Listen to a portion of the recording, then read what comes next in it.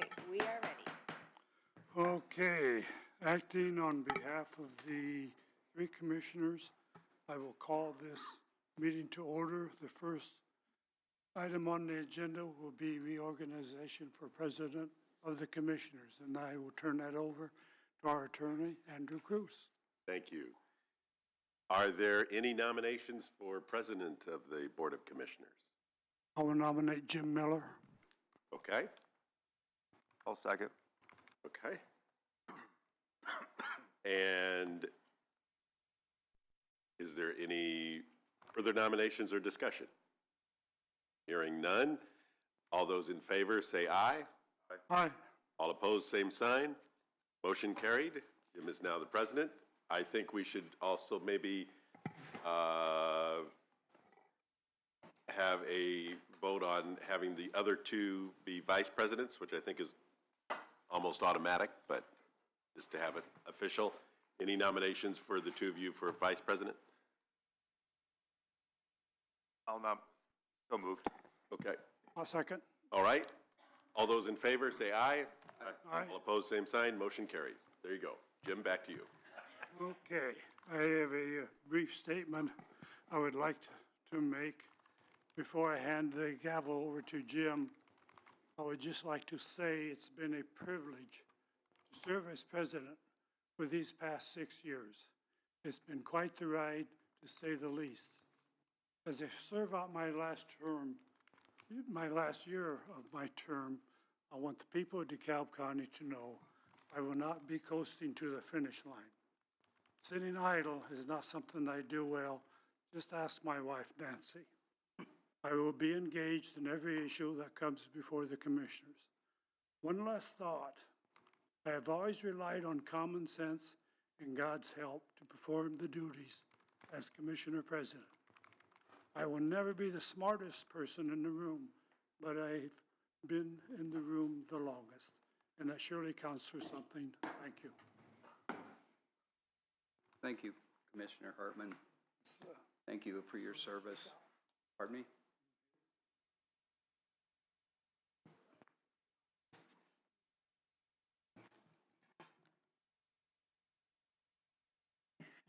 Wait till next. Yeah, we could wait till next week. I'll help. Go for it. I got you.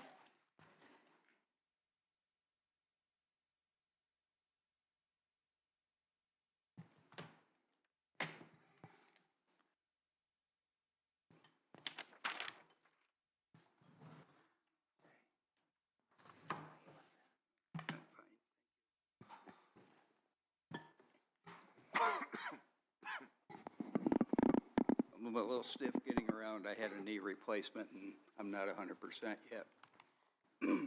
Thank you, Commissioner Hartman, for your service. I look forward to working with you again for this last year of your term. I appreciate very much your service. Part of the reorganization of the commissioners, I'm requesting a couple of changes. I've asked Ellen if he would take my place on the DeKalb Economic Development Partnership.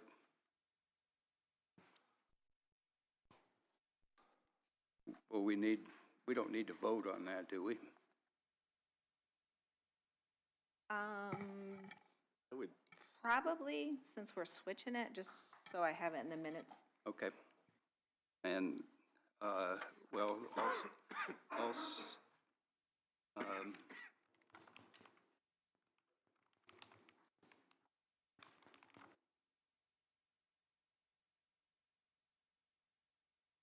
we need to delete Sunny Meadows Superintendent off of the list. Oh, yeah, we can just cross that. Yeah, well, for the record. Yep. Was there any other?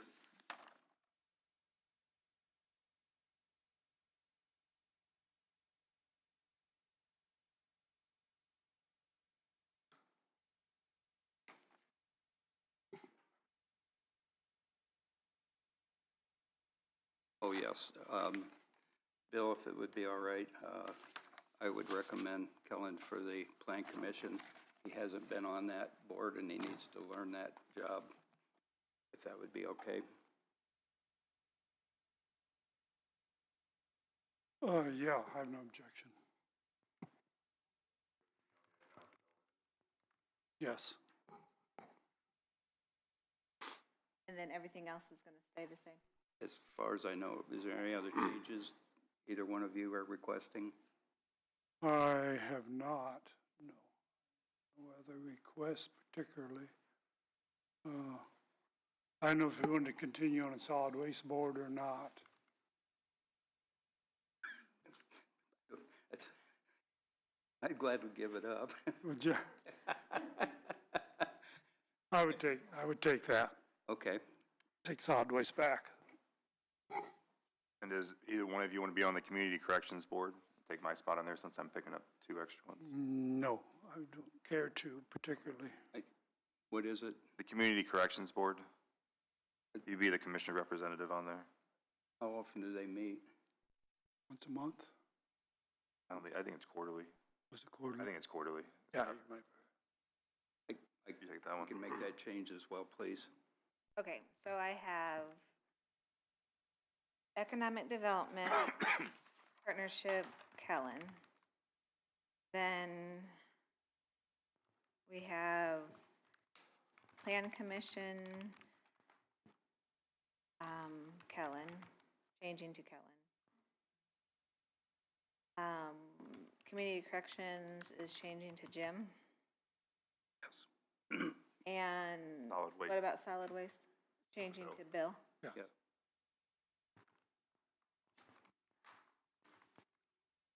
And we're removing the Sunny Meadows off the list.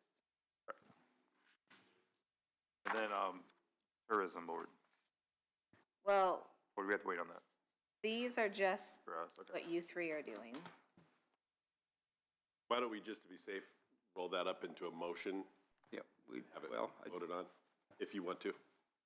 are there any other recommendations to changes before we move forward? No? Okay. I just thought, just to be careful, No, do an official motion. no, I was hoping to do so. Okay, good. Do we have a motion to accept the changes as presented? Okay, wait 1 second. Oh, Sorry. So for solid waste, are we just flipping you and Bill? So you'll become the alternate, you'll become, yes, okay, yes. sorry. No, Okay, so who made the motion? Uh, I missed all of Nobody's it. made a motion yet. Right. We were just discussing, no one made the official motion. Okay, Second? I'll make the motion. I will second that. Yes. yes. For Plan Commission is name the other 2 commissioners as alternates. So if Kellen can't show up, one of you can come. If you can Okay. do that, I have them listed like that. thank you. You're welcome. I got you. I know, I saw you.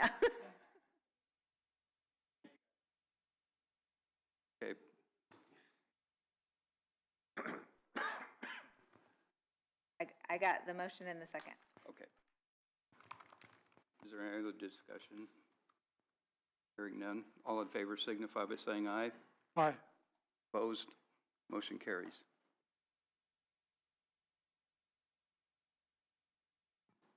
Good. Yep, we're good. After that, lost my agenda here.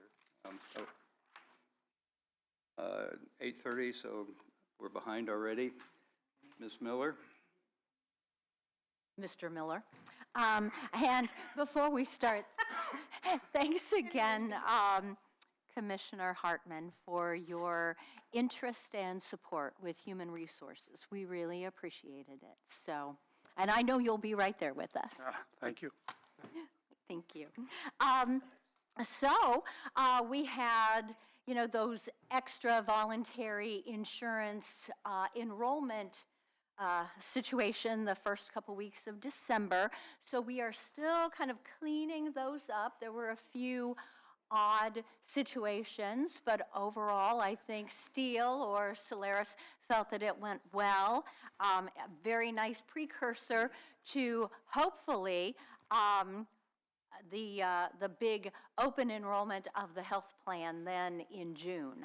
So that I was really glad we were able to sort of beta the system to be able to do that. Next is, I'm going to let Morgan talk about our recruitment and our hiring. Right now, we are looking for a residential facilities officer, nighttime at Community Corrections. So it's just open until filled, and those are 12-hour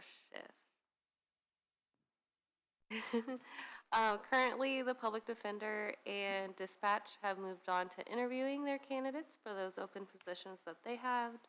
And then the health department's new RN will be starting in the middle of the month. Any questions from commissioners on this? No, sir. Right. Let me give you a little bit of an update on the Maintenance Facilities Manager Director position that Larry Lane currently is the Director of Maintenance. And you had asked for a change in the job description. It needed to go before the Job Classification Subcommittee, who recommended that it go to Wagner, Irwin, and Shealy, our consultants who work on our job descriptions, put positions in the correct classifications. And so WIS, as it's known, suggested that it go in the executive, the EXEA classification, which is the lower of the two executive classifications. We also have EXEB. Well, with the discussion that was held, the group, the Job Classification Subcommittee, is going to propose to council that we actually move this position, we create the job description, so that would be approved, and that this position actually be moved into the EXEB classification, which is the higher of the two, as of January 1 of 2026, and to have this position compensated within that EXEB salary range, also effective January 1, 2026. So at their next meeting this Wednesday, that will be discussed and voted upon. Now, Commissioner Hartman, because he was a part of the discussions about changing this job description, or really creating sort of a new position, so much more weight, so many more duties, what we were asking, the experience. He attended the meeting, so I don't know, do you have anything to add? Not a lot, except his duties, they're extensive, and when I first come on as commissioner, there were some things that you just didn't really have the time to do. And Todd Sanderson and I both were active in putting some projects together in helping Larry to do that. And so we kind of limped along until we had put the second maintenance man on board. So now it's running smoothly, and now we have the third maintenance man. So everything's covered, and I'm quite happy with the situation. And all of this also laid a foundation. Larry and I have been talking about reviewing and asking the Job Classification Subcommittee to review the job description for that second person who currently, the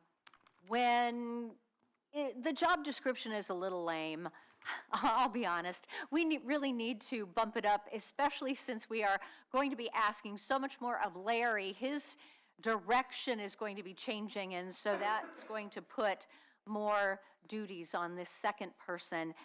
The third person also, but we think that job description is full. It's pretty broad, has a lot of meat to it. So in this month, we will probably review that and then take that before the Job Classification Subcommittee. So I think we're laying a good foundation for our maintenance department. They are so important, and all the things that they do for every department in the county. So thank you very much for that. Any questions on that? Ma'am?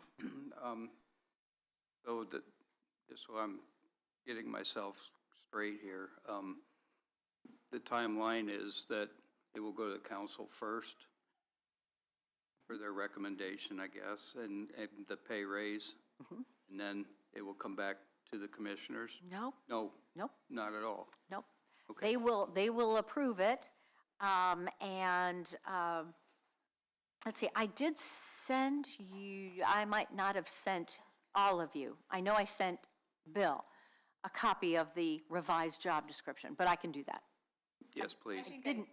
I might have included it, or Okay. That's what I thought. Maybe so. Okay. to explain a little bit more, because commissioners initiated wanting the review of the job description, and that's how it traveled through its little process. So now it's come back, and the subcommittee is gonna request to the council, and once the council approves it to go to that classification, then they approve the wage and stuff, and so Yes. then it just kind of takes effect.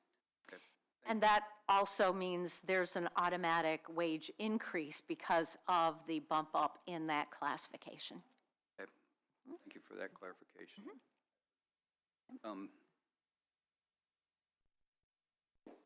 No, never mind. Go ahead, Dottie. Okay, great. Let's see. I know Kellen sent all of you an update on on Sunny Meadows, the last day. I'm not sure I have much to add to that for regarding at least the personnel that we had out there. We had updated timesheets that went to payroll, and payroll and I took a look at them for completeness, and so they are in the system now. Those employees will be receiving requests to do an exit interview and also any of the off-boarding sorts of information, although I had already written them letters giving them information about whatever benefits that they may have, and because January 2nd would be their last day, their insurance will, if they have the insurance, will last to the end of the month. So we are kind of closing the book on Sunny Meadows, at least for, any HR purposes. But if you need anything, of course, we're available. We're still available to help on that. We are working with the auditor's office in dealing with this timekeeping program that will be instituted eventually, and so I really appreciate HR being a part of that so that we're at least aware. There's not a lot that we need to be doing with it, but we're at least aware, and when this comes in place, we will be able to assist our employees in how to deal with this new time clock, timekeeping system. The other two issues, you remember when we had our cybersecurity issue and our Americans with Disabilities Act report to the state was locked deep inside my computer, unable to get it out, and even more so, the GIS maps, the maps that department had worked so diligently on were buried, unable to retrieve. They have now been retrieved, yay, and so we are tweaking those, and I should be able to provide the state with our ADA plan. So that's rolling along, and I almost wanted to cry when Jarrett sent me the email along with the maps. So thank you, Chris Gaumer, and your department for that. The other thing would be the Affordable Care Act reporting that employers need to do every year if they provide a health plan to their employees. And we are working with Steel, Solarix, on that whole program. So they will be looking at our LAO information, the payroll system, and also any information that we, as in HR, provide to them so that that document can be sent out to our employees to verify that, yes, indeed, they had health insurance for X number of months, or they did not have health insurance for X number of months. So that's rolling along. So we have a lot of things that we're doing at the beginning of the year. And do you guys have anything else for us? From the past, you've talked about the wellness plan. Where are we at on that? The ball is kind of in your court. Morgan, do you have anything? You've been talking to. I don't really have anything to add, but employees do kind of want to know if, like, we'll get questions, where's the wellness form for the year? We don't have one yet. So they would like to just know if we're going to continue it or not, or how it might change. And that would be for plan year 25-26, which would start July 1. No. 26-27. Oh, gosh, I'm a year behind. Yes, 26-27. Rushing not rushing. So we need to have some idea. Do you want to continue? But we really, there needs to be a tweak. So Morgan, why don't you explain the tweak? The biggest change is for the wellness program we have now is we required the spouse to also have their blood work done and discuss it with their primary care physician, but they did not receive an additional incentive for their spouse completing those plans or those requirements. So for what I understand, what we can do is we can either just not require the spouse to do the blood work and just have the employees complete the incentive to receive the premium discounts, or we can give an additional incentive for those on this employee spouse and family plans that they would receive an additional benefit. But you can't leave it the way it is. We can't leave it the way it is. Legally under the rules. Yeah, Okay. it's a federal change that they made to these programs. We're going to have basically two different plans? No? You either have to decide, are you going to just not require the spouse to complete it, or if the spouse does complete it, how much the additional incentive would be. Any recommendations or comments, gentlemen? No comments? I have a comment. Yes, please. To add additional benefit would need to be looked at very, very closely, and I think that you should involve council if you're going to do that, because the benefit that we have offered has increased the county's portion of what we pay for insurance greatly. So prior to making any additional, I think council should. I will come in with a comment now. And it's always been my thought that the employees be a little more responsible for their own health, and the motivation is always money. And so I have to say I do have some reservations about additional benefits. That maybe there should be, if there is going to be, it should be offset or countered at least somewhat by additional co-pays or some sort of additional responsibility to the employees to live healthier, eat healthier, and save everybody some money. So I guess the bottom line, as far as I'm concerned, when do we need to make that decision? I mean,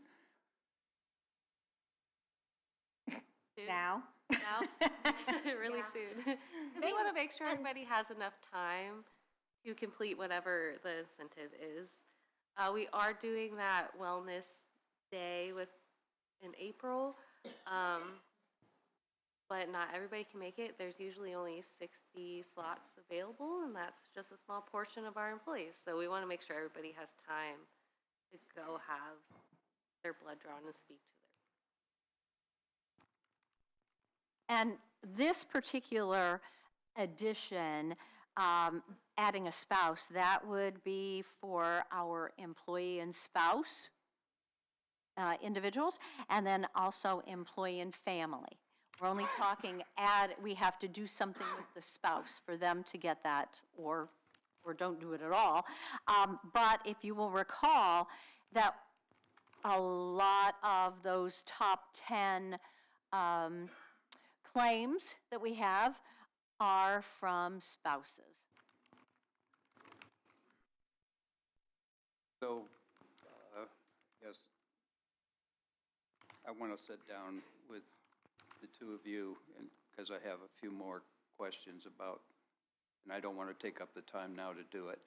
So, can we make a decision at our next meeting? Okay. Is that okay with you gentlemen? I'm okay with tabling it, sure. And if you can, well, they should have the numbers, right? Of the additional cost? No, I'll have to get that. Okay, is that possible? Yep. Thank you very much. Any other items of interest for? Just want to thank Dottie for helping me with the Sunny Meadow staff. Towards the end there, it was getting a little hectic, and I appreciate all the help she did for me. So welcome. And I'll just reiterate that if there is anything further that you need HR to do with that department, you please let us know. Very much so, thank you. Yeah. And on that, I'll comment that Helen has just done, or Commissioner Dooley has done a tremendous job on that project, getting this all closed up and taken care of. I greatly appreciate the efforts he's put forth. Okay, you're done. Thank you. ROW Vacation Summer Street. So I'm not sure what her name is. So Tasha, and you can come on up. Tasha, do you want to come up also?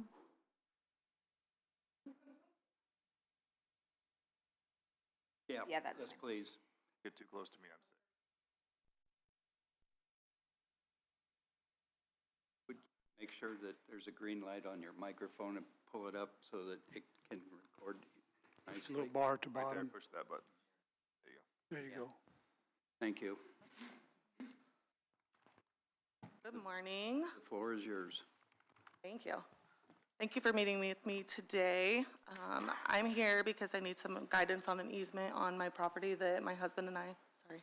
For the record, since we're recording, can you repeat your name and your address, please? Yes, Amber Farrell. My address is 202 Summer Street in Butler, Indiana. Yes, you're welcome. We just closed on our new property, I believe it was last week. And we are at 202 and 206 Summer Street. And the property has kind of an interesting story. After the previous owner passed away, the property was donated to the Newville Church of Christ. The church only had about a week in preparation before my husband and myself went into contract on the purchase. So they were working on preparing the property for sale, but they hadn't had enough time to research and verify all the information that had been given to them by the family that was handling the estate. Based on the information that we had, I understood that the property included 6 lots, 2 addresses, 2 wells, and 2 septic systems. And that's what we thought we were buying, a property with 2 wells that we would be able to use. We had a survey done right before closing, and that's when things got a little bit complicated. One of the wells isn't actually on our property. It's sitting on an easement between our land and Hample Farms. According to our surveyor, we don't have legal access to it. So basically, we brought the property thinking that we had 2 wells, and now we're finding out that we can only use one of them. This matters to us because we were planning on putting up a pole barn, and we were planning on running water to it. And without access to that well, we can't use the property in the way that we intended to do so. So we are exploring our options on whether vacating the easement and acquiring that piece of land, or maybe there's another option like modifying the easement. We don't know what the best approach is, and that's why we're here today, just to figure out what our next steps would be and the best options for us would be. I'm sorry, you found out that you didn't own how much? You said 6, I don't know, so many feet?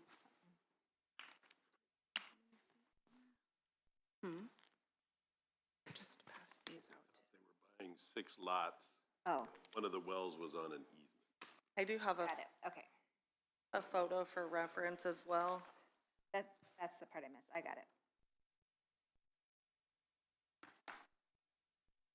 You good? Yeah.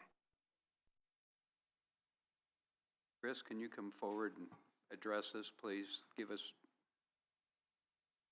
some information.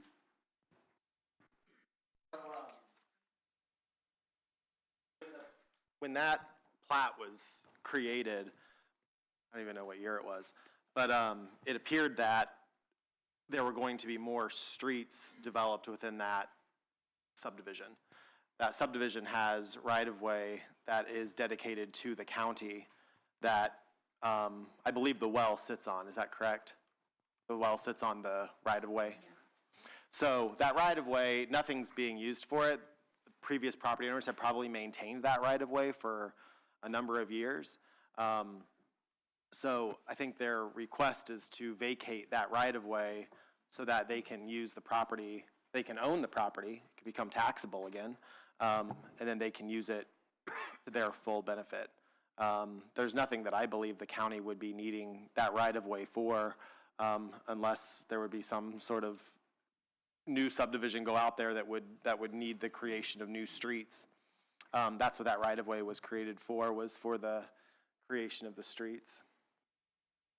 Appreciate it. Chris, it shows on here 14-foot alley. Is that what we're talking about, actually? On the surveyor, Yes. 14-foot alley, which wouldn't be wide enough for a street. No, but it's still, Really? no, it's still owned by the county though, right? Yeah. But it couldn't be utilized as a street to another property. No. Not as an actual street, it would No. not meet requirements.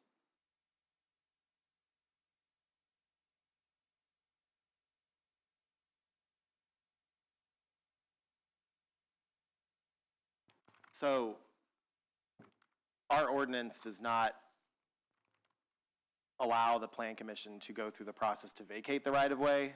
It's because it's owned by the county commissioners, the county executive would be responsible for going through that process or allowing the property owner to go through the process to vacate that right-of-way. And Andrew, I believe, could write up the vacation document to I looked vacate at that the right-of-way. language that you had emailed, and I think that Susan had included in the packet for today, I think possibly, unless maybe you emailed it separately. And yeah, it looked like there would be an ordinance for vacation that would need to be created. That's certainly something that I'm willing to do if the commissioners want me to do it. Yeah. And then the question is, who would own the underlying property once it's vacated? So the county would be giving up, in that ordinance, the county would be giving up the rights to that Correct. right-of-way. Right. So it would then become ownership of Probably the there. Yeah, I mean, I think you property. could just make it theirs Right. at that point. Right. There does have to be some notification to surrounding property owners to make Which sure would be there's Hample, no. I think, is this next door neighbor. I'm sorry? Hample, is that what I heard was? Hample Farms. Was the next surrounded side. by cornfields. Okay. Yeah. So, yeah, it might be, normally vacations, so in this situation, you would need to have the vacation, it would be best to have it be the entire alleyway going to you folks there. In a normal situation, like when you vacate an alleyway, like in a town or a city, it usually goes half and half to either side. But here we wouldn't necessarily want that because the well might be like in the middle of the 14 feet, so. Well, and they would, you own lots Do they 80 own and both 89 sides as of it? well. Right. Okay, well, that's great. So it's not like right up next to the Hample land. No, It's in no, the no, middle no. of your land. It's in the middle, they straddle. That's great. Then a vacation would solve the problem, Right. then I think. It would just go to you guys. Yeah. But it's up to you as commissioners what you want to do on that. Any comments, questions? I actually have one more question. There's an alley that runs right in the middle of the property as well, because we were looking at the very end where the well is at, but then where it says that there's an alleyway, that's where her propane tank is sitting, so we would want to get rid of both sides of that. The entire 14-foot alley. Yeah, that. And then on the other end, right up against Hample's field, is where the well is at.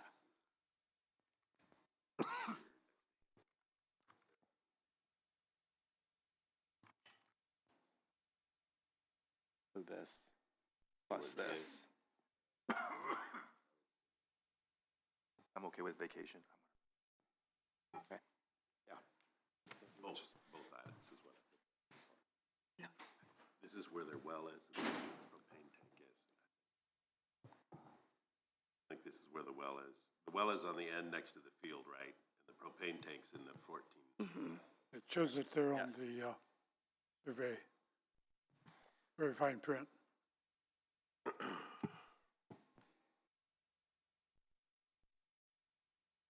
Are you good, Chris? Yeah, I mean, so for the vacation of whatever street that what would have been called, that would get split in half. However wide that is, half would go to Hample and half would go to you guys.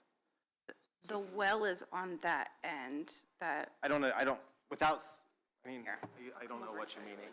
Because there's, so this picture that I sent you. Okay. Here. Yep. So you want both vacated. So the problem with this, though, is that you're going to have to, Hamples will either have to be okay with not receiving their half. Right, because normally when an alleyway or a road easement is vacated, it goes to Half to the half. side owners. Do you know which side the well is on of the half? I mean, like, is it, it's right here. I put a little, and then you can see it. Have it, right there's the well, right there's. Maybe this was the driveway to that house that used to. because there was another house on that property that burnt down. Yeah, Rosie's family had said that it goes right up. And Mm-hmm.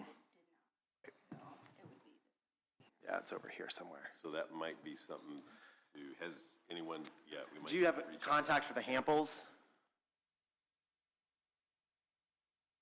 Okay, If they I would consent have, to it, it would. yeah, I think if they can consent to not accepting their half of the right-of-way, it could be written in the ordinance that way. You would probably want them to sign off on that somehow, Right, get some yeah, sort have of some sort of consent. legal document, yeah, that consents to that. But, so if you can get us contact with the Hamples, Yeah, I'll do that today. okay. But that still doesn't really answer the question, how is that well just in the middle of that easement that doesn't belong to the property? Welcome to my world. Okay. Things happen over the years. I've seen a situation once where a well was on, like maybe a father and son, or a father gave a son the right to build a house on the land and they shared a well. I mean, it's a nightmare situation when one decides to sell, then who wants to buy a house that's sharing a well? Sometimes things are just done over the years, maybe without getting proper permits, or maybe with getting permits and somebody let it happen, or They may not have realized that if it was in the used right-of-way. as lawn all the time when they put the well there, they may have thought, hey, this is fine. Right. You know, everybody assumed it was part of the house 50 years ago when they dug it or something, I don't know. Even a couple months ago, they all thought it was still part of the house. There you 'cause go, yeah. That's how they presented it to me, so I shared that with her when she was buying it, and we found out literally the day before closing. I'm afraid there's a number of these things that come up Probably, over the years. yeah. Septic systems and wells and, Do you want to email me when you get that information, and then I can Yeah. pass it on to Andrew, and we can make contact with the Hamples Yeah. about, I'll email it Yes. to both of you, yeah. assuming the So commissioners just to be agreed to clear, it. Yeah. just to be clear, this lot, number on the survey, lot 80 and 89 is Campbell's? Hamples would be on 80, the end of that. 89 are theirs. I think they bought 80 and 89.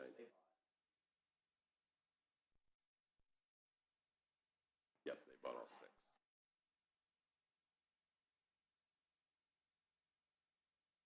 Okay. So the well is over here, not? Yeah. Ah, I got you. I got you. Yes. Have that sheet. This well as this 14-foot propane tank is. I see. They bought all six of I the see. lots. Campbell's properties here and Gotcha. where their well is. So they just vacated the propane tank. So the question for me is, would this variance be just a specific to this property and, or I'm not variance, ordinance? Would the ordinance be specific just to this? It wouldn't be basically a county ordinance to cover everything? no, it would just be for this. Just for this? Yep. They call it an ordinance, but it's basically just you guys voting to give up a street that was created maybe 100 years ago on some old plat.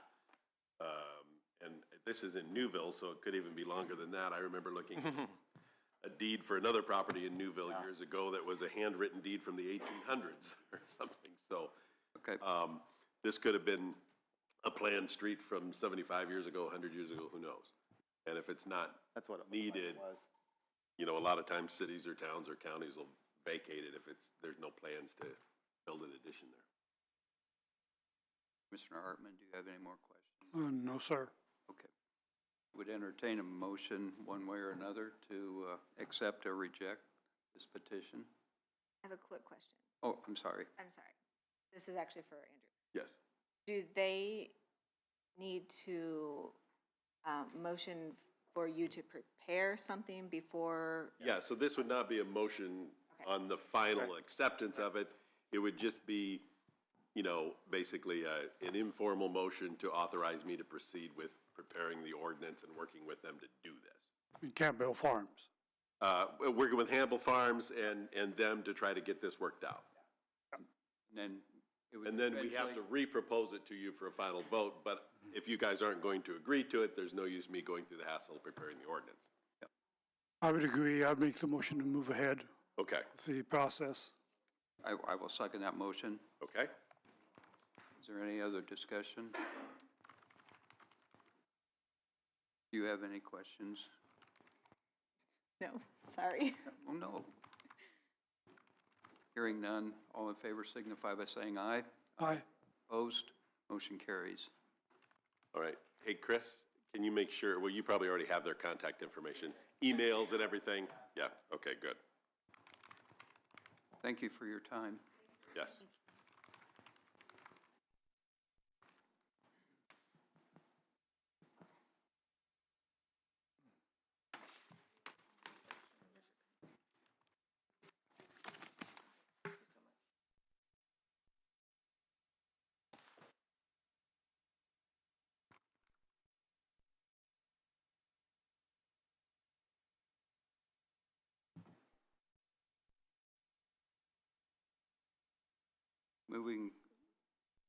Moving forward, tourism board appointment. Yeah, so Kellen had, oh wait. Kellen had sent to us a name. um, for Patrick Rowland. Did you want to do this, or did you want to do like the payroll and the minutes first? I was just going down the line, so we can hold off until Kelly gets back. It doesn't matter. No, it's,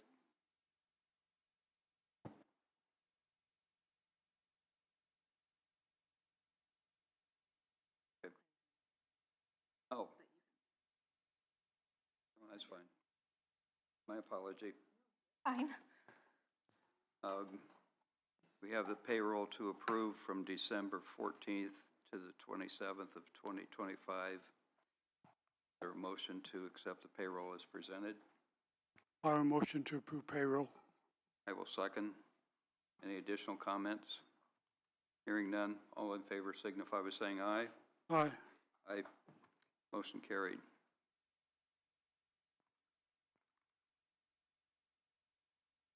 We have the claims for approval on for January the 5th processing. Is there a motion to accept the claims as presented? I'll make that motion. I'll second. We have a motion and a second to accept the claims as presented. Is there any other questions or comments? Hearing none, all in favor signify by saying aye.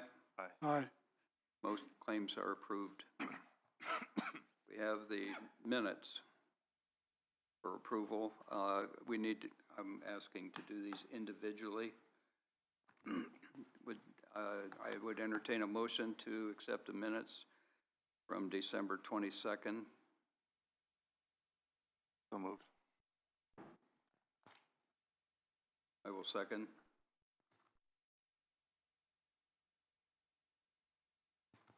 I have a correction to the minutes. Whenever you're ready. All right. Okay, it's under Sunny Meadows, which is clear on one of the last pages. Okay. Where it's towards the bottom, it says Oberlin's bid. You see where I'm at? In the motion?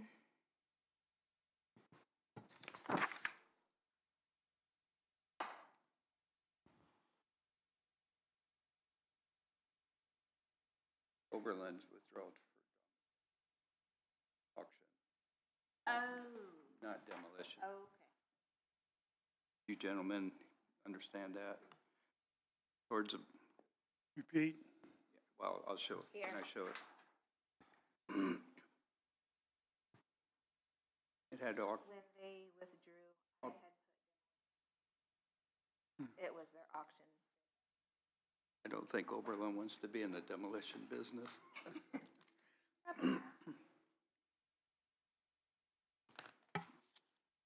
May we have an amended motion to, for that correction, please? So moved. I will second. Any other corrections or additions? Hearing none, all in favor signify by saying aye. Aye. Abstain. Ellen, did you say yeah? I said aye, yeah. Okay.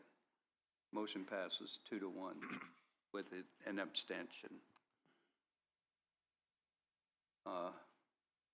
We have the second set of minutes from the special emergency meeting of December 31st. May I have a motion to accept those minutes as presented? I'll make that motion. I'll second. We have a motion and a second to accept the minutes of December 31st as presented. Any other discussion? Hearing none, all in favor signify by saying aye. Aye. Aye. Motion carried, 3-0.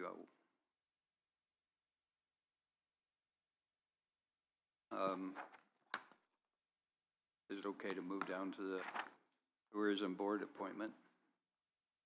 Yeah, Okay. I'll send stuff around to sign. Okay.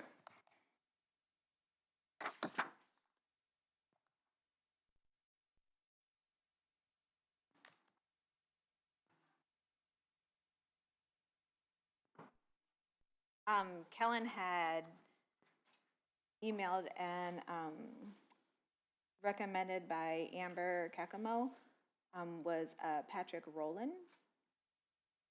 That we need to vote to appoint. I'll make the motion. I'll second.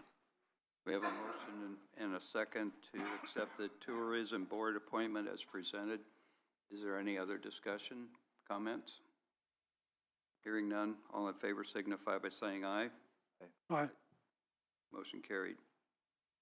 The DCCC Advisory Board appointments. Gentlemen were sent those appointments. Yes. Probably for the record, probably need to, So if we you would have, please read them.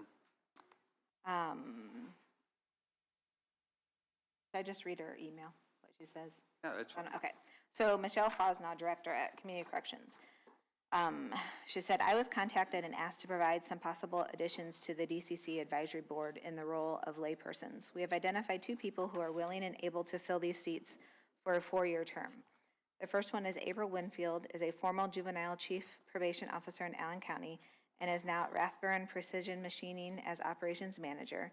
She was contacted and responded that she is willing to serve. She has criminal justice experience, including serving on the Allen County CC Advisory Board and now in employment and operations with a local business. The second one is Marquita Townsend, is the current leader of community health improvement at Parkview DeKalb. She is also currently serving as the chair of the DeKalb Mental Health Coalition. She holds a Master of Public Health degree and has extensive experience in coalition building, health system community collaboration, and program development.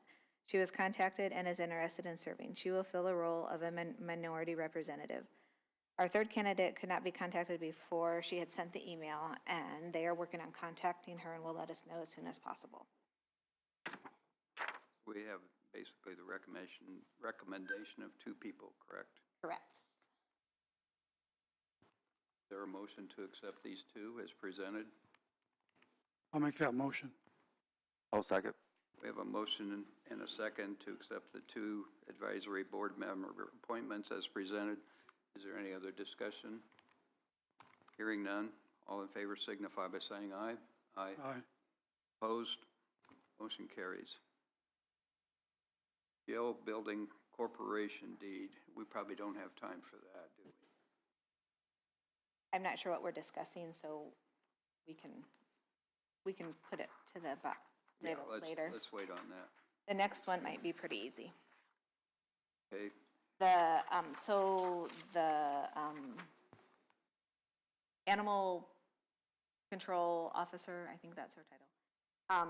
She had been in and talked about the Shadaroba, I don't know if I said that right, but anyways, you guys have decided that you are going to, you had $2,700 in your budget for them for this year, for 2026. And she had forgot to ask, because she had asked me how they get their money, and I had told her that usually they send us invoices and then we pay them.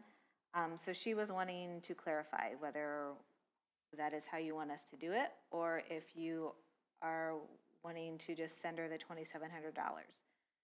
She said that it would be difficult to divide what she's buying for county animals specifically versus her other rescue animals. She does cats, dogs, horses, pigs, goats, poultry, and many are in foster homes, so her paperwork, she's got a lot. So I just need clarification on if you want her to try to invoice us or if we're just sending the $2,700.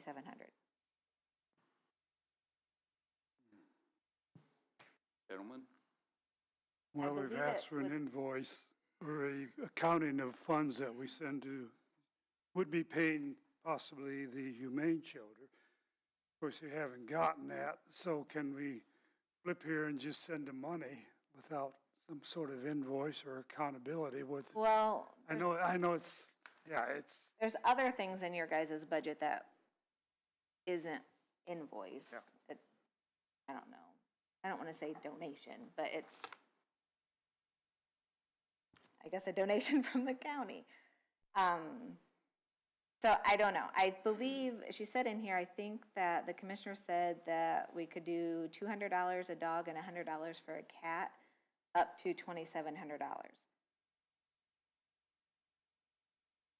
That seems easier. So, but I don't know, because she said that there's a lot in the cost of the food and the daily care among all of her other, everything that she has. I don't know. Yeah, I guess I'd be in favor of just a count and pay the flat rate. At least we have an idea of how many we're dealing with, how many animals we're dealing with, and up to the $2,700. And if that rate And is, that's how we do it with Alliance Animal, the other one that we do, they invoice us. is this quarterly? Would you be given those numbers? I don't know if any of that was set up. I know that Courtney with Alliance, I know that she gives you guys updates every so often, but I don't know that anything was specific in this. So we don't know the 2,700 is up to each quarter or for the year? Oh, that was what you guys approved for the year, For the year, so far, okay. yeah. Well, I think we should start with that, and we can always adjust it at another meeting if we need to, if that's not enough, or So are you saying start with just sending her the 2,700 or having her invoice us? invoice it. I would agree to have it invoiced and just send us how many animals that she takes for the county. Yeah. Pay a flat rate for each. By animal count. That's the clarification I needed. I would make that motion. I'll second. We have a motion and a second to have Chair Roba. Yeah, I don't know.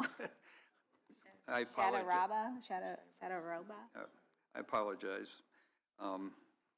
Invoice the auditor's office for the $2,700 for the year. Is that correct?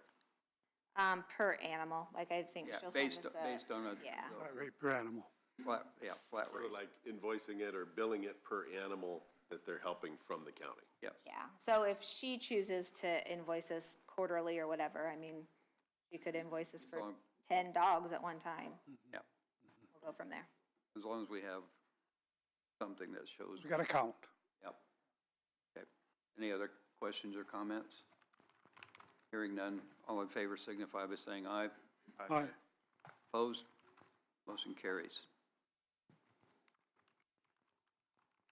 We are close to 9:30 for the Sunny Meadows bid cabin award. We will not start till 9:30 because that's the appointed time. The way I would like to run this process is fairly simple. I will give each commissioner time to, after the bids, for a motion to move forward or reject, or however the commissioners decide. We will need a second to that, and then there, after the motion and second, whatever, the commissioners, each one will have an individual time to speak for, against the process of whatever the motion is. I would then give the Ms. Susan a chance and Mr. Cruz a chance to have additional comments, and then we will open it up to the public. And I would respectfully ask that you stay within 5 minutes so that everybody has a turn at having a chance to speak and having their time.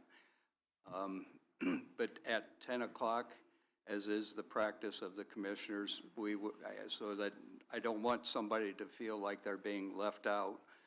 At 10 o'clock, we automatically take a break. We all go outside in the rotunda and said the Pledge of Allegiance. At 10:15, we will reconvene and continue from there.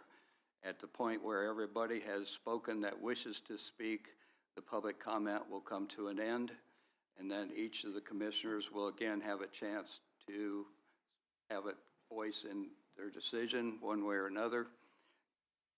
Ms. Sleeper will have a chance, Mr. Cruz will have a chance, and then we will have the vote. So hopefully everybody has respect for one another as we move forward in this process. It is now 10:30. 9:30. Or, We're done. 9:30, excuse me.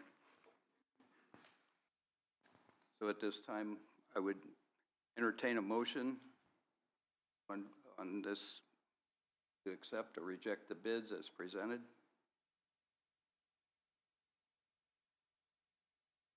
Are we accepting all of them, or are you, I just need to see if I understand. Are we accepting all of them before we award it, or are you accepting one specific? Whatever they, I'm not sure. The problem, you're looking for, if one of them wants to make a motion, a commissioner wants to make a motion as to approve one of the bids? Yeah. From the bid tabulation that Ben Correct. Parker drew up? yes, sorry Okay. for that. I'll make a motion to reject all bids. I'll second that for discussion. We have a motion and a second to reject all bids. Each Commissioner Hartman, do you wish to, any comments or questions? First question I would pose is, do we have the asbestos study? I have not seen the asbestos study. Is that where we're at with the asbestos study? They came out on Monday or Tuesday, I cannot remember offhand, I apologize, but they did come out last week. They had the study. They were hoping to have it to me by today. I have not seen anything from them. I'm able to give you an update on that. And it was also for lead paint too. For what? Lead paint too. They were testing for lead paint and asbestos. They were hopeful to have it to me by today. They did not. I have not seen anything yet, so. I don't know how we can, and this is why I voted or motioned to reject all bids. Not without seeing that asbestos and lead paint study, I don't know how we could even move forward with this conversation. I would make a second motion if you allow me, and that is to put this on up for public hearing at a future date that we call a public hearing. And by then, we should have everything in hand that we need to have a logical discussion on this subject. So I'm calling for, I make a motion to put this up for public hearing, preferably in the evening.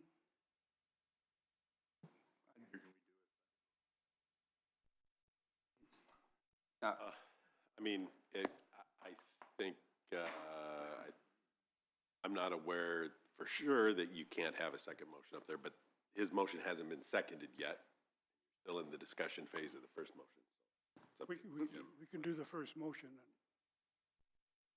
I'll let Jim can decide whatever way he wants to go here for the next Well, part of the discussion. Ellen seconded Bill's motion. First motion. The first motion, right. So you Right. can still have discussion on the first motion. Right. I'd like to have public comment, and I'll talk about that, okay? That's fine. I would like to hear from the public. Yeah. Okay, so Commissioner. I have no statement at this time. I'd like to hear from the public. I've heard a lot from emails and phone calls over the weekend, and there's a lot of people here I'd like to hear from too. Okay. Ms. Sleeper? Any comments or questions? No? The bid was, I think, let out with the idea that there wasn't any hazardous substances, so if it turns out to be asbestos, it does throw the bid into a bit of confusion. So either rejecting all bids or postponing the awarding of the bid until after we get the asbestos report, which may even come in later today, would probably be a good idea from that standpoint, because if the building is full of asbestos, those bids don't make any sense probably, because I don't think they were taking into account of asbestos. Correct. Correct, but we were going to remediate it before the bid, before the demolition. So it would have been on us, and I was hoping to have that number today. So you I was could either gonna defer, you know, Yeah, a couple I was going weeks. to either propose to reject it or delay it at least until we had that number. But I'd like to hear from the public's comment, so. I have one question on that. If they reject all of them, instead of postpone, if they reject, does that mean then everybody would have to rebid again? That's correct. Once it's rejected, it's rejected. You Okay. can't reopen I it. just wanted to clarify. I mean, you can do another bid process, but you can't accept any of the rejected. You know, if you're rejecting them all, that's it on those bids. Any other comments, questions at this time from anyone? No. Then we will open it up to public comment. I would ask that you come to the microphone so that it is recorded. Make sure there's a blue light. Make sure that blue light is on so it does get recorded. And please state your name and address, if you would, please, for the record. Is there anyone that wishes to speak one way or another on this issue?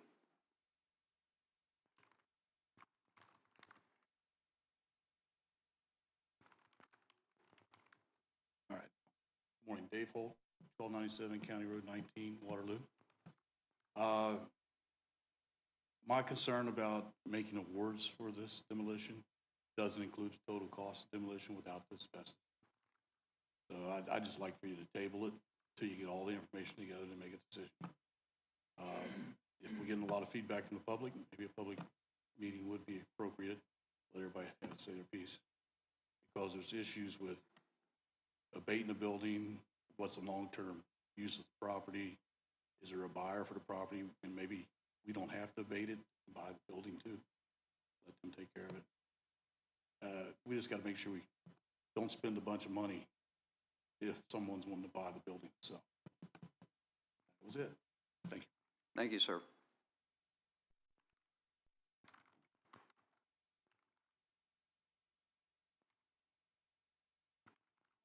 Kurt Hartman, 4169 County Road 19. I would love to see it be put up for bids if somebody wants to purchase the property in just that section to include the building, septic, whatever would be appropriate. So they could do, I believe our sister community had the same type of facility that has been now in the process of remodeling for an apartment complex.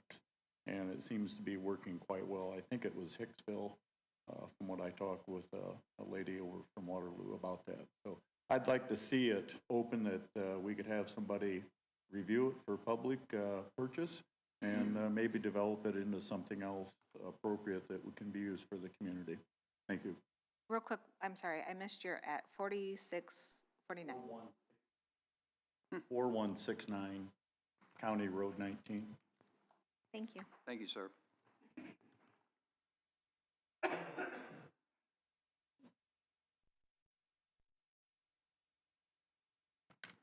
Good morning. My name is Chuck Knox, 2519 County Road 68. And I have a letter I'd just like to read, if that's okay. It's about 4 minutes, if that's okay. All right, thank you. Honorable Commissioners, my name is Chuck Knox. I am a proud resident of DeKalb County. Today I ask you to preserve Sunny Meadows, our historic 1908 county home and farm, and to envision a bold, practical reuse of the building and its adjoining county acreage. I frame this request around a simple yet powerful principle: respect the past, freedom at present, and faith in the future. Respect the past. Sunny Meadows, built in 1908 for $27,000, began as the DeKalb County Poor Farm, a self-sustaining home and working farm that provides shelter, food, and dignity to the vulnerable when few other options existed. For more than a century, it served our community, evolving into an assisted living home facility that cared for generations of residents. This building is the last tangible link to Indiana's county poor farm era, a chapter of compassion, local history shared by all 92 counties. To demolish it would erase an irreplaceable part of who we are and how we once cared for each other. Preservation is an act of respect for those who built it, lived in it, and worked in its fields. Freedom at present. Today, the building is no longer needed as a residential care facility, and we stand at a moment of genuine choice. Demolition carries its own costs: removal, site cleanup, and the permanent loss of a sound structure and valuable land. Preservation, however, gives us extraordinary freedom to adapt. The sturdy 1908 building is ideally suited to house county departments, health, veteran services, administration, or community programs. Consolidating operations on land we already own and avoiding expensive new construction or leases elsewhere. The surrounding 225 acres of county-owned tillable ground offers space we simply do not have downtown. This freedom allows us to reimagine the site without the constraints of the past or the waste of demolition. Faith in the future. DeKalb County has no mountains or seashores. Our attractions are the ones we build. Sunny Meadows and its acreage can become the historic anchor for a modern county fairgrounds and community expo center with easy access near I-69. We could create larger livestock facilities, indoor arenas, ample parking, RV sites, and year-round event spaces while keeping the historic building as offices, a heritage museum, or indoor venue. This would strengthen our free fall fair, expand 4-H and agricultural education, host concerts, trade shows, and draw visitors from across the region, generating revenue and pride for decades to come. Our rural Indiana communities have transformed similar sites into thriving destinations. We can too. We need not fund this solely with tight county budgets. Preservation and adapted reuse opens doors to substantial outside resources. Indiana Ready 2.0 grants, Okra Community Development Block grants, Indiana Destination Development Tourism Funds, historic preservation initiatives, community foundation support, and public-private partnerships. These proven sources have helped neighboring communities turn vision into reality without burdening local taxpayers.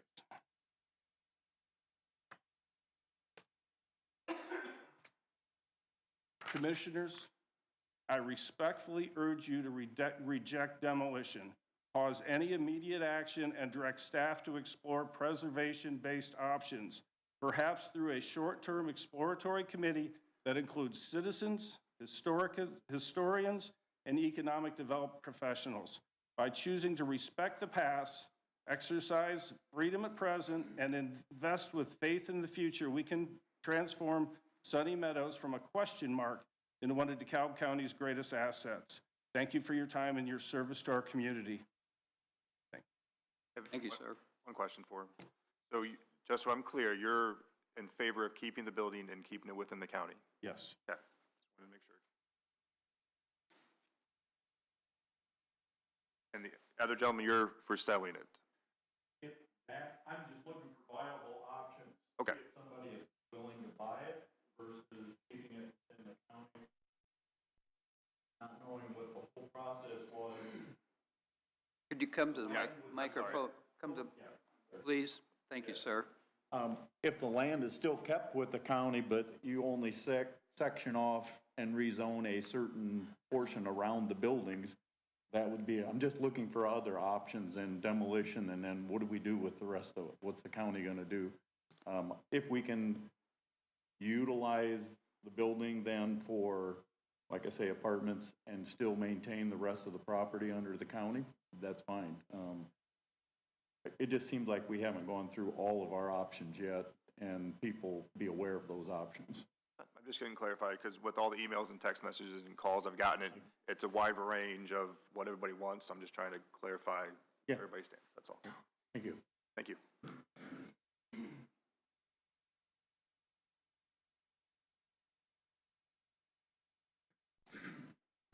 Hi, my name's Shirley Randall. I'm here for my daughter, Tammy Campbell.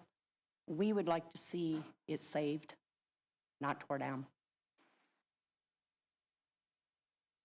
My daughter is interested in buying it, and I'm sure if she is, there's other people out there too.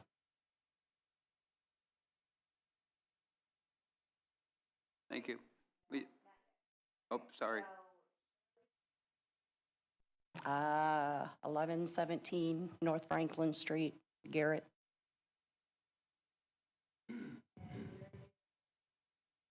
Tammy Campbell. I'm not sure her address. It's County Road 8, Ashley.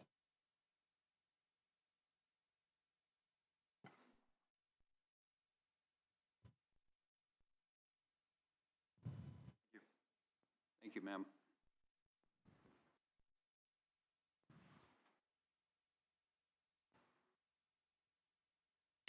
Mary Deal, 5113 County Road 54, Auburn, Indiana. Some of you know me as the county historian, but I want to make it very clear, I'm here today as a lifelong DeKalb County resident and taxpayer. I'm not here today to argue for a specific outcome. I'm here to ask for a pause, not a position. Demolition is an irreversible decision. Delay preserves options. Demolition removes them. Demolition is the only option that eliminates every other future choice. It's not a secret that counties across Indiana have struggled with what to do with their old county poor farms. Why some choose demolition, others paused and considered different, more creative solutions. LaPorte County, they closed in 2016. They held onto the property till 2020, sold it to an investment group, which put it back on the tax rolls at $12,000 a year. Bottom line, it is a county asset. It has served the county for over 100 years. So regardless of history, it is a county asset. As far as my knowledge, it's structurally sound unless there's a structural report that I'm not aware of that states otherwise. It's really hard for any of us to advocate for demolition, repurpose, or sale without a phase 1 site assessment, which I don't know if the asbestos report qualifies as that. I mean, I don't know what that's framed. Phase 1. Like environmental assessment? Environmental. Okay, I just don't think any of us can really, advocate for any of it until that's done. It's a fact that standing buildings retain optional value. Demolition itself has cost, financial and opportunity. Vacant land requires a new investment to generate use. A pause in this procedure allows for us to get documented cost comparisons, appraisals, structural environmental assessments, and exploration for sale, lease, or partnership. A pause does not require immediate capital investment. A pause costs very little. As the county historian, preservation does not mean a museum. It could mean anything from the vacant lot with signage on it or reuse of some of the material. It can look many different ways. So however the outcome comes, there's preservation options we could work with. My closing statement is, my core request is simple. Before making an irreversible decision, allow time for documented costs, defined plans, and clear governance. And that's it. Thank you.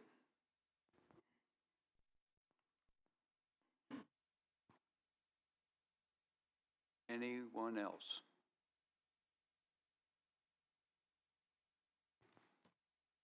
I'm Lita Hollinger, 2207 Chandler Way. I've had the opportunity to spend many, many hours in that building, assisting the residents who were there. Not to these commissioners, but to several commissioners before it's been let go. And if you have not been in the building, if you have not been in all the floors, someone buying it is going to have a huge, huge expense. In the meantime, putting it on pause, my question to the commissioners are, who's going to take care of it? At what cost? I hate to see it go. I was a fighter for it, along with a few others.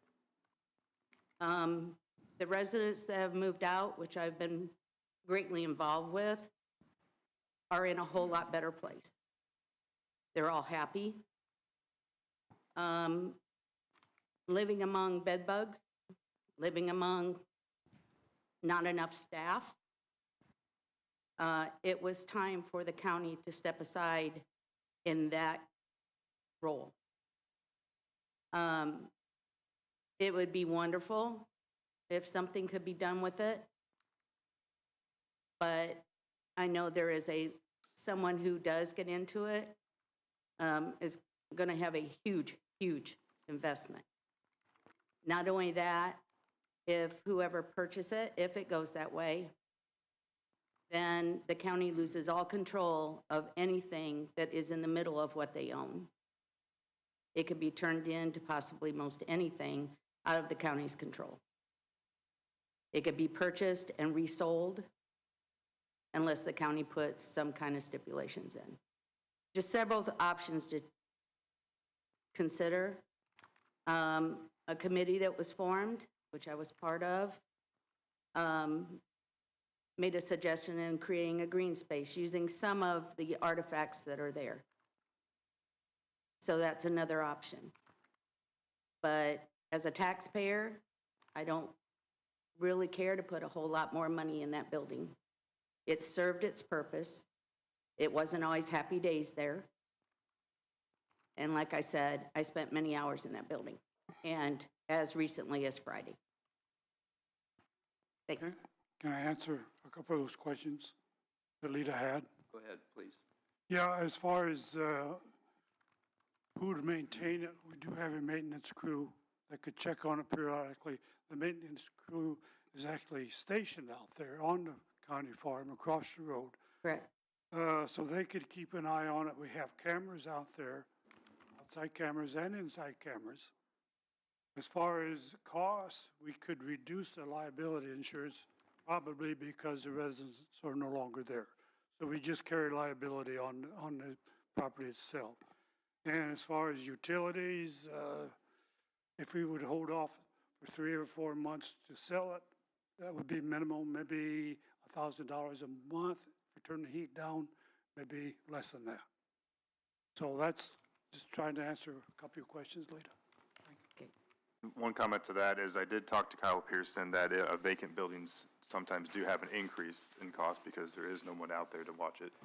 And if you want to do just liability, what happens if we have like a water burst or something? We'd probably want to keep that asset as much as we can with having coverage over the building itself and not just liability. But I just want to make that statement. As far as water bursts, you just pull the breaker. Shut the pump off. It's not, either way, you just shut the water off, obviously. Turn the heat down, shut the water off. If we could, I'd like to stay on the public comment. Write down your questions or comments, please, and we'll do it at the end. Is there anyone else in the public that wishes to speak? I'm Sarah Nelson, 314 Whitney Street in St. Joe. But I grew up right across from the county home. And I'm a part of the Genealogy Society. I'm actually here on their behalf as well. I sent an email personally and also sent an email with several members that signed from the Genealogy Society. And we would ultimately like to see it saved as a county or maybe another organization that comes in and can save it and preserve it and use it in a historical way. But we know ultimately that that's probably not a great option, although we've seen that option work in a lot of counties and areas around here as well, where historical societies came in and kept buildings up and used them as museums, as event spaces, as all of those things. But we would just ask that you would pause and take the time to consider all of the options. I know I went away to college and had planned on leaving the area, and the thing that keeps me here now is the history. It is that my family's been tied here for 150, 175 years, and I feel that when I am in those buildings, when I walk by those buildings, it's more than just a building. It really is history. It is the people that lived there, the people that built it. And we would ask that you take the time to consider those things. Thank you. Thank you, ma'am. We can have one more person before we have our break.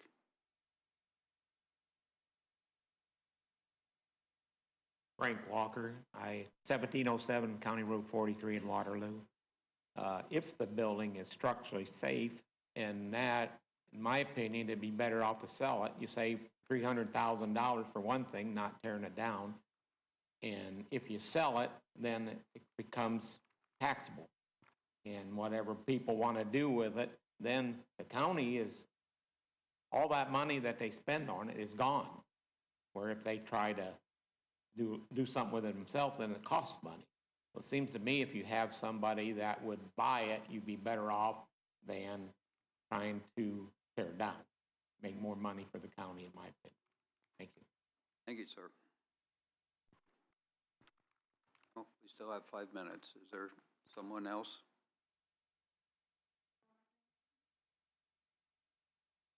Please.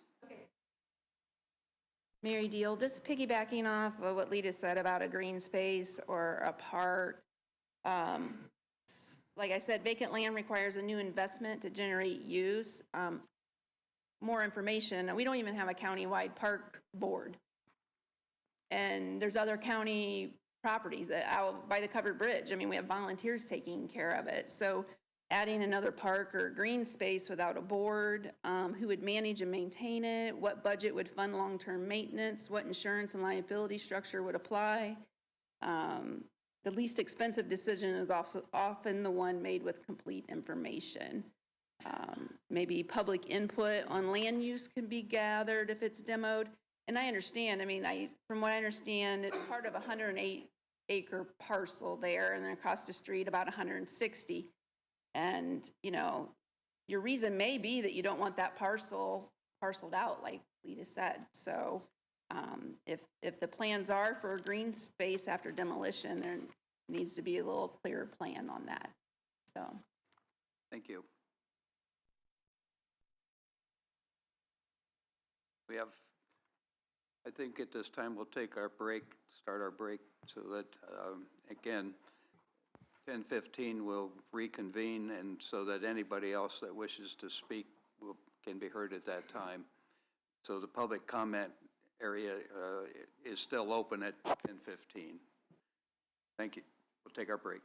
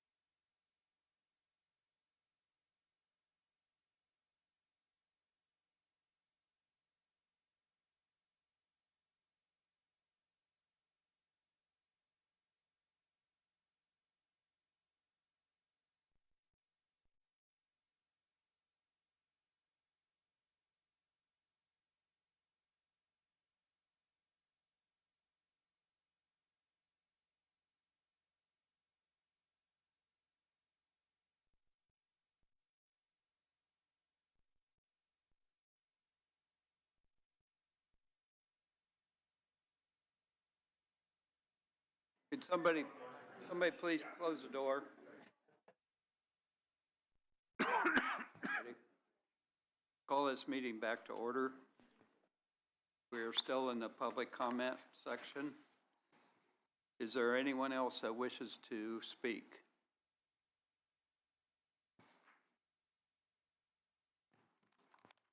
I was told that I've never been quiet before, so I should get up.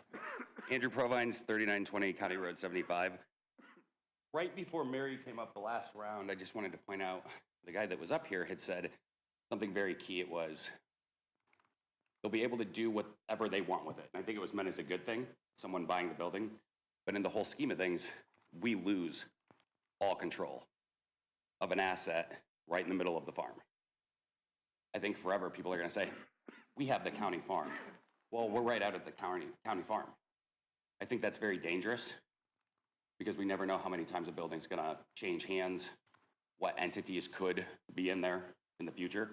So I think that regardless, I think that it either A, needs demolished, or B, the county needs to somehow preserve it and retain control of it. Thank you, sir.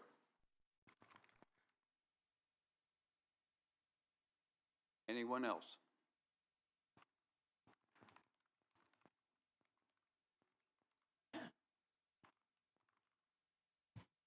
Steve Provines, 2347 County Road 38. I'll try to cut part of my 11 pages off. As a lot of you have already heard today and probably heard before.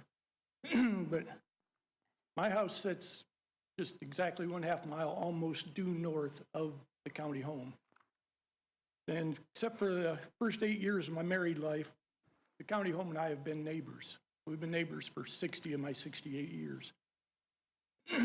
And I feel I have a unique perspective compared to most anybody in here today. And part of that is that when I was young, David Kimmel, who was the tenant farmer all my growing up years that I could remember anyway, he and my dad worked back and forth together like neighbors used to do. They didn't have a tractor loader, Dad did. Dad didn't have a corn picker sometimes, and they did, so they just worked back and forth. And when I grew older, I became involved in it and worked back and forth with them also.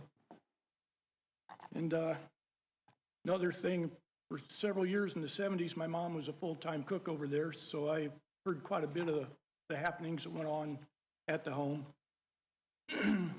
And beginning around 1970, I spent a lot of time fishing in the county farm pond before it was donated to the county and was actually the county farm pond, but we called it that anyway. This all gave me the opportunity to witness how the farm and home offered many residents a chance for a last bit of dignity in life by allowing them to roam the grounds and contribute to the day in and day out operation of the farm and home. I feel that the home and barns deserve to be maintained and used out of respect for what they have provided for literally hundreds of our citizens. Ones that come to mind off the top of my head from 45 to 60 years ago, the ones I knew, there was Bob and Henry from Waterloo. I think they moved there in the 30s after their mom passed away, if I remember right. But they helped with chores around the barn, including bedding the cows and such stuff. The big thing I remember is in the spring, they each had a old two-wheeled cart, and they'd take their 2 carts and they'd go out into the field and pick up rocks. And then in the fall, they would be out gleaning corn that the picker knocked down or just missed or whatever. And they also helped in the barn, like I said. And these were things that nobody made them do them. They enjoyed doing them. It gave them a chance to feel like they were contributing. And then there was and Henry also used to be able to walk over to our house when I was a kid. And a lot of times, he'd come over to visit, and a lot of times he'd show up with a inflatable rubber ball, hoping I'd have time to play catch with me. He always called me brother, not sure why, but so anyway, so I'd play catch with him when I could. Then there was Orly that helped around the barn also, and also helped with cleaning of the milking equipment and stuff. The man I only knew as Tops. He maintained a really large garden on the east side of the home in the edge of that field that provided a large amount of produce for the residents. There's another Bob that used a walker, so he wasn't able to help much, if any, but he would often be found sitting on that rock ledge just outside the barn door at the bottom of the barn, waiting for somebody to come by and visit, and he'd be there a lot of times. We'd come up from fishing, and we'd have a nice visit with him, and I gave him an opportunity to get out and feel like he's part of the community. And then there was several women that I never knew that helped in the house, in the kitchen, and so on. Gave them a chance to feel like they were contributing also. I'm one of these that feel that we need to step back for an appropriate period of time to look above the low-hanging fruit. And the low-hanging fruit in this case is demolition, and reach for better fruit higher up. So to me, demolition is not the last choice. It is simply not a choice at all. Selling should be the last resort due to, like you've heard already, little if any control over what happens in the future. The West Richland School, where I attended 3rd and 4th grades, is now a prime example of nearly 60 years of neglect, or what 60 years of neglect can yield. It's pretty much a useless pile of bricks now. It's just been allowed to cave in on itself. Maintaining and retaining and ownership and maintaining the buildings, to me, is the only choice. We're losing historic architecture all at an alarming rate in our county. In recent history, we've lost, among others, the old jail. It was a very interesting appearing building when you drove by. It was right across the street from where we're at now. And it is now a grass lot, AKA green space. Meanwhile, Noble County has the old jail museum. Auburn High School and the Alumni Gym, home of the 49 Red Devils that were in the Final Four of the state basketball tournament, is now largely a grass lot, whereas Kendallville has a community learning center in their former high school. The Auburn Electric building on South Wayne Street, that was an example of early 20th century architecture, is primarily a grass lot now, while Fort Wayne has the electric works. We're fortunate to have some links to the past remaining for future generations to experience their past. The Spencerville Covered Bridge, the Natmas Museum, ACD Museum, and most recently in Meese Chapel. And what these all had in common was all were saved and flourished due to efforts of tremendous grassroots groups with vision and determination. My suggestion would be to step back, form a fairly large committee of county citizens of all walks of life to think through the possibilities for repurposing all of the buildings, some of the people should have experience with obtaining grants for large projects. Ultimately, I can envision many uses for the property. Small weddings could take place in the chapel.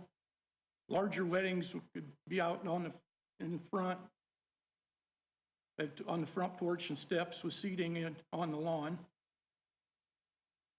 A reception following in the refurbished barn event center across the road. Eventually, all the buildings and part of the farm could become a living history museum. Many more worthy ideas will be suggested today, or have been, and in the future. I would like this all to fall under the umbrella of a DeKalb County Parks Department or Board, as in Allen County and LaGrange counties. Let's preserve our history in honor of past residents, superintendents, matrons, employees who have worked to make the home what it is. Also, all past county officials who invested considerable time in overseeing the farm and home. Two recent ones being Don Kaufman and Bob Ridge. On the cornerstone are the names of commissioners and auditor from 1908, who few, if any of us, know anything about. But obviously, had the foresight to pass over the low-hanging fruit and build what would serve DeKalb County well for 118 years. And I'm hearing $27,000 to build it. You take that out over 118 years, that's not a lot of money. I'm sure they had people back then complained about the expense. Whereas whatever it would cost us now to refurnish them for another 100 years, broken down over 100 years, I don't think would be all that bad. And I ask that we look to the higher fruit and not just go for the easy picking, dust off our hands and pretend it never happened. I believe that in 100 years, people will be able to look upon names of all of us involved in saving these buildings, not knowing anything about us, and pause to say thanks to us all. And I thank you for your time. Thank you. Thank you, sir. Anyone else?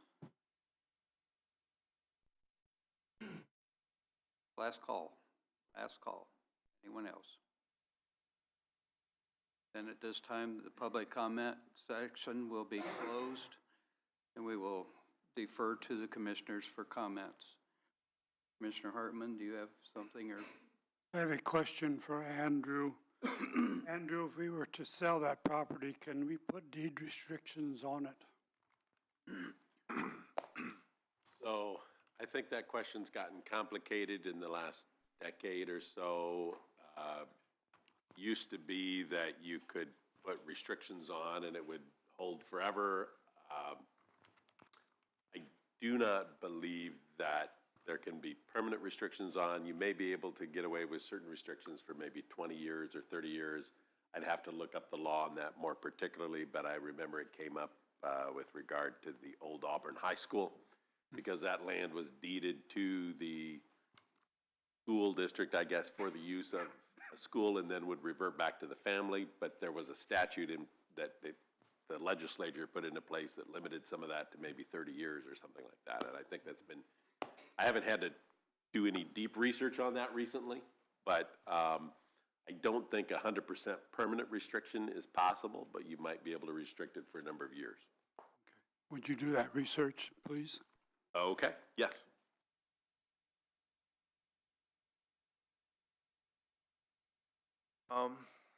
So the suggestion with the demolition was from the Sunny Meadows Committee about turning into green space. I did ask the commissioners, we all agreed to get a bid on it. And that's where we're at now. So I think it's a good idea. We've heard a couple of people mention a committee. I think a committee would be a great idea to put together with one of the commissioners, probably one of the council members, not people, sorry, and then some community leaders to kind of come up with an idea. So I'm perfectly fine with pausing it, rejecting all the bids today and putting together a committee and putting together and see what we're doing. There is going to be questions that come along with it because we do have a budget for this year for Sunny Meadows to help pay for utilities and other things we're going to do.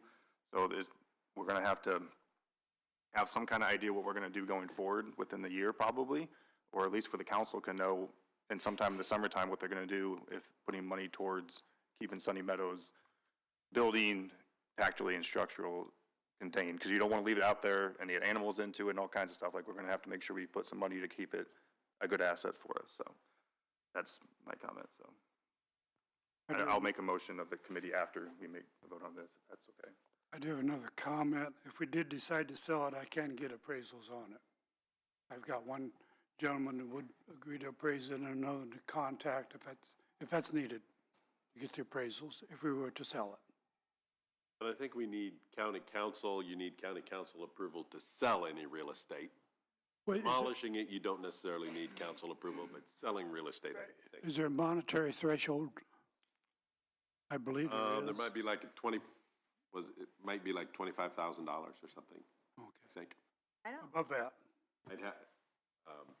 But I think they have to get council approval to I think sell council real. approve all of it, no matter what. It may be. Purchase and a sale. Yeah. Well, I know for sale and purchase, yes, I think you're right. I think the county council has to be involved in the real estate sale.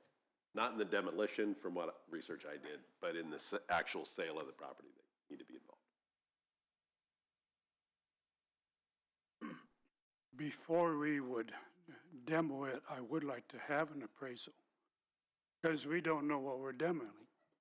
In other words, are we going to demolish an asset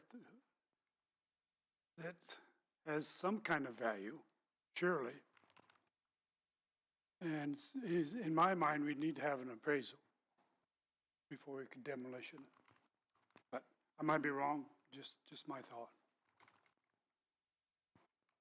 Ms. Sleeper, do you have any questions, comments? The only thing I can think of is, I'm not sure, but we might need to have more than one appraisal, maybe? I don't know if we need 3, 2? 2. Okay. The average of 2. and I can get two. Attorney Cruz, any comments, questions? I will do the research on how long a deed restriction could be allowed for and what types of restrictions would work. Other than that, not really. Okay, thank you. Yes, I believe all, and I could be wrong, but if I remember correctly, all three commissioners voted to get up these demolition bids. We were all on board with that, I believe, and we took that on the recommendation of the committee that was taking care of Sunny Meadows. And apparently, I think we probably jumped the gun a little bit, but such is life. We all make mistakes, and if we did, then so be it. At this point, I would, I'm a history person. I really think we can keep it and do something with it. So that's my point of view at this point. Commissioner Hartman, you want to say? Only thing I had to say, I don't think it was a mistake to get the bids on, because we needed that number. We need the number of what it's going to cost to demo this thing in order to make an informed decision. So I don't think it was a waste of time or a mistake. I'm just my opinion on that. Well, my point was only that I think maybe we jumped the gun a little bit, but what it is, it is. Any other comments from the commissioners? Could you, Susan, could you please read the motion again? Is that possible? Yeah. So we're all clear? Well, the only motion There should be only one motion, yes. was Bill motioned to reject all the bids. And Kellen seconded. Seconded, yeah. And so that's the motion we will be voting on this time. Any other comments or questions? Hearing none. All in favor of the motion as presented, say aye. Aye. As opposed, motion carried 3-0. Commissioner Hartman, you wanted to make us, or? I wanted to make another motion. Okay. I would make a motion to set up a committee, since the previous Sunny Meadow committee has been disbanded because it was in charge of transitioning all the residents out. I think we should start another committee to work with community leaders to come up with, generate ideas of what to do with the building now that we have rejected all bids of demolition. And my recommendation would be have Bill on that committee because he's got the appraisers and all that stuff that he's been working on. Is there a second to that motion? I would second that on the condition that all three commissioners have a voice in appointing this committee. In other words, all three commissioners recommended somebody for this commissioner, individually or jointly. Like we each pick a person to be on the committee. You meaning have each, Jim, like you head it and then Jim and I put somebody on the committee? All three appoint somebody or recommend somebody for the appointment to the committee. Yeah. But you'll still be you'll be the liaison from there? Okay, I just want to clear that. That's fine. I like that, yeah. How many people are to be on the committee was just one thing that's hanging. 7 is my recommendation. 7 works for me. So it's officially amending your motion to creating a committee of 7 people. Yep, with Bill Hartman being the executor of the committee or? Chairman. Chairman of the committee. I'll re-second. We have a motion and a second. Do all three of us understand the motion? Okay. I'm assuming that you'll officially have to come back with the names to actually set it? Yep. Okay.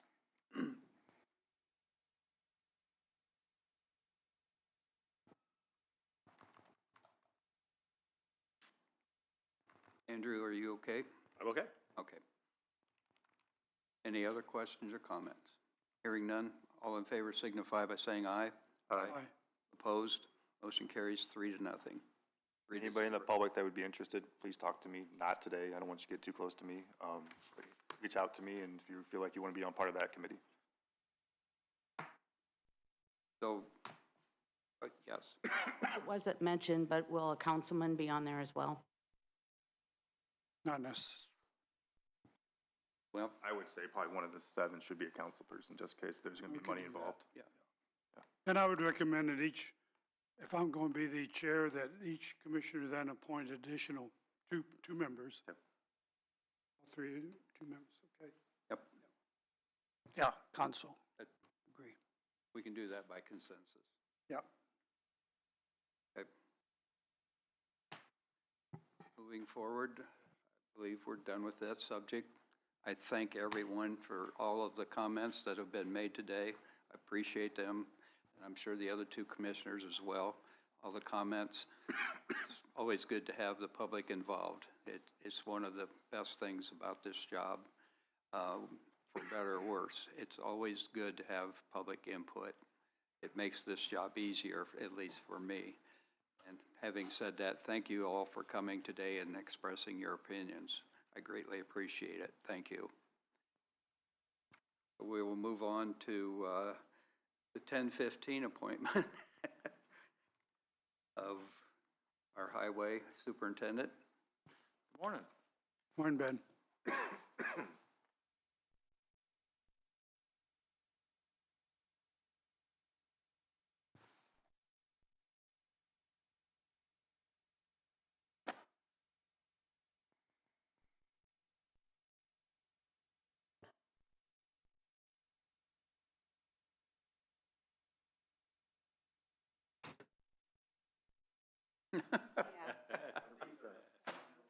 Okay.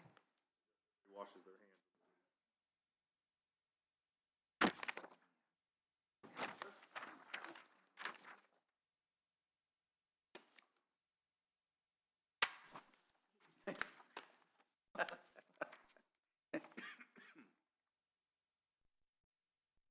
All right, thank you.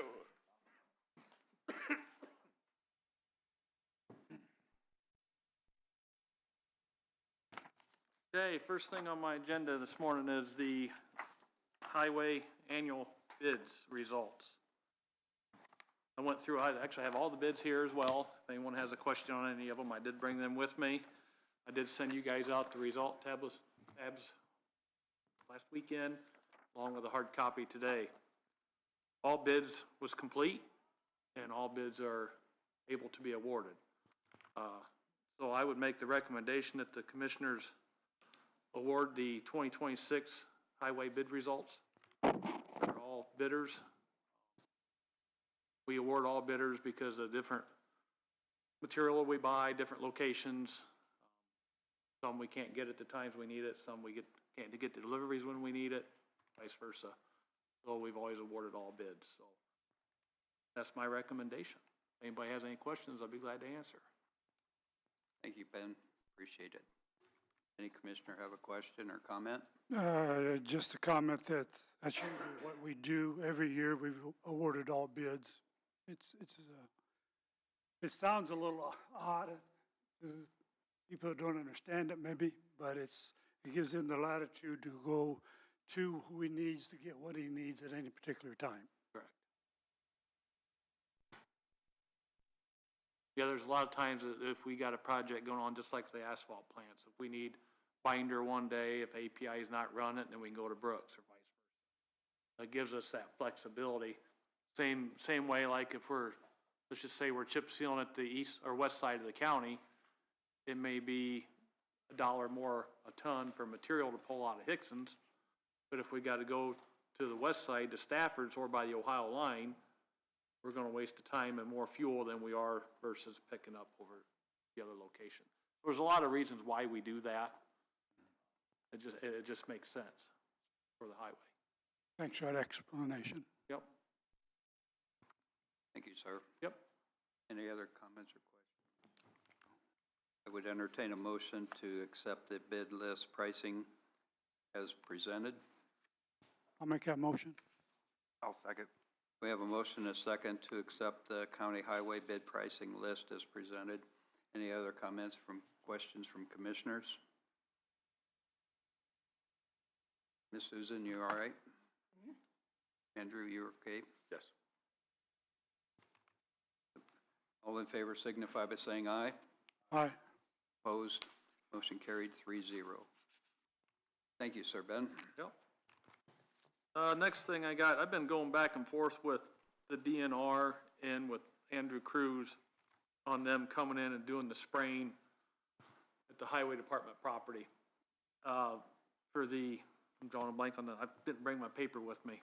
Was it also at the Doc Coleman landing, or? No. No, it was just at the highway department. Yes, just at the highway.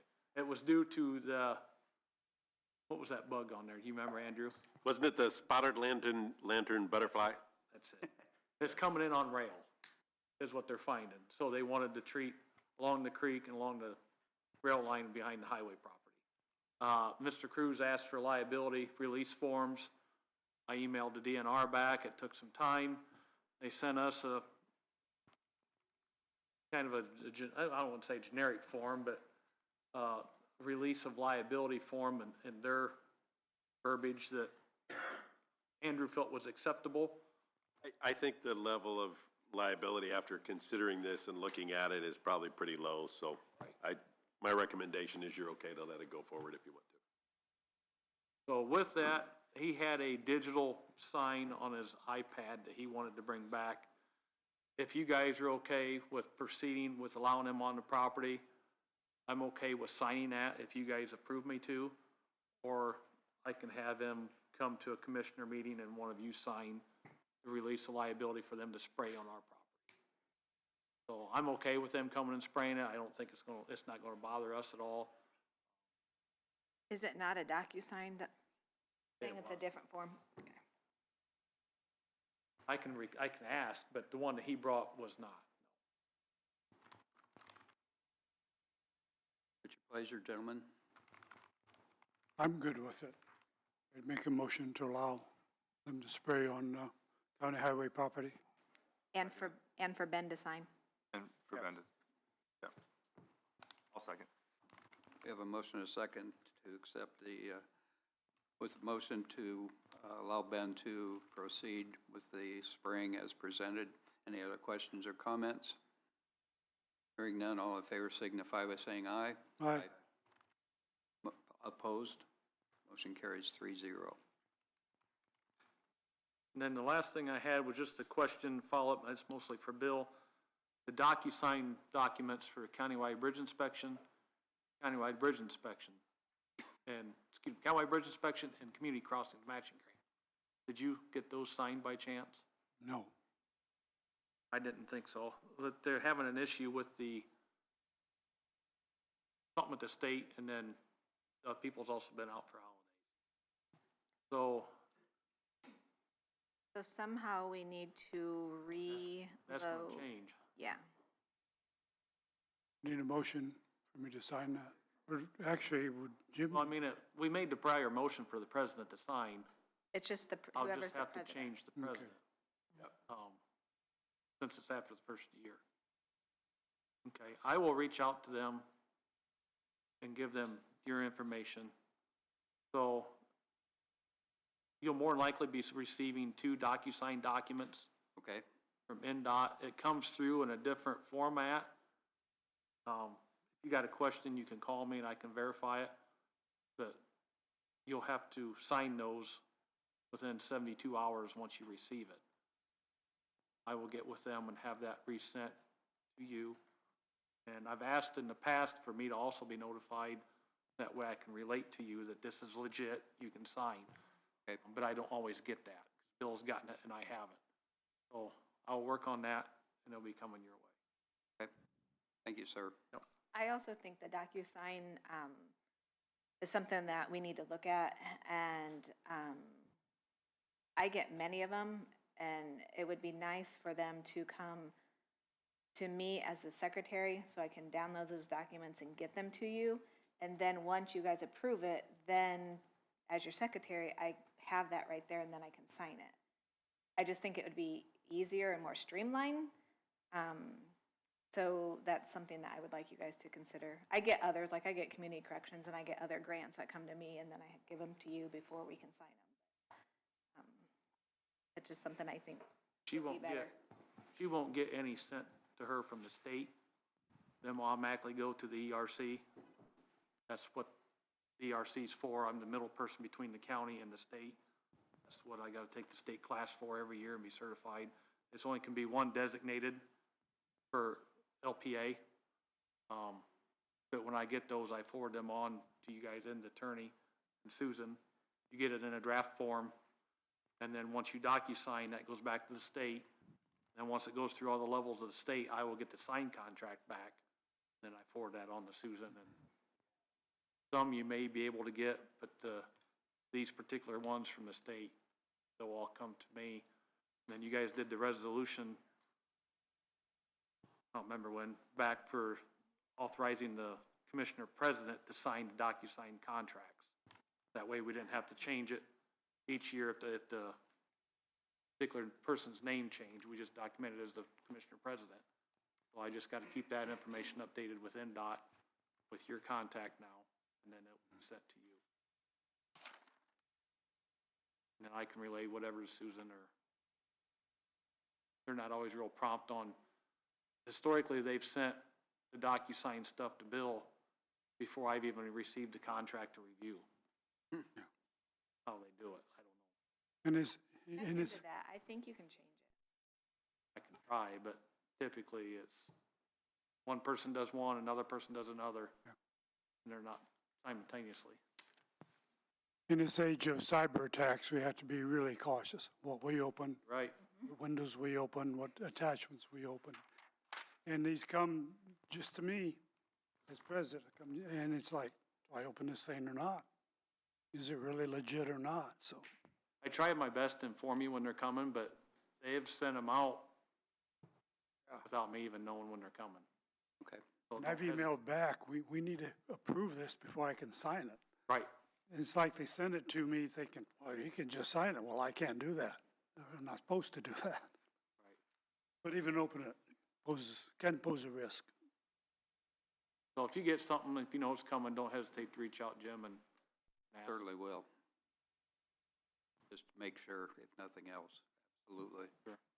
But the contracts for this one has been reviewed, countywide bridge, community crossings, and they're fine to go once you get the link.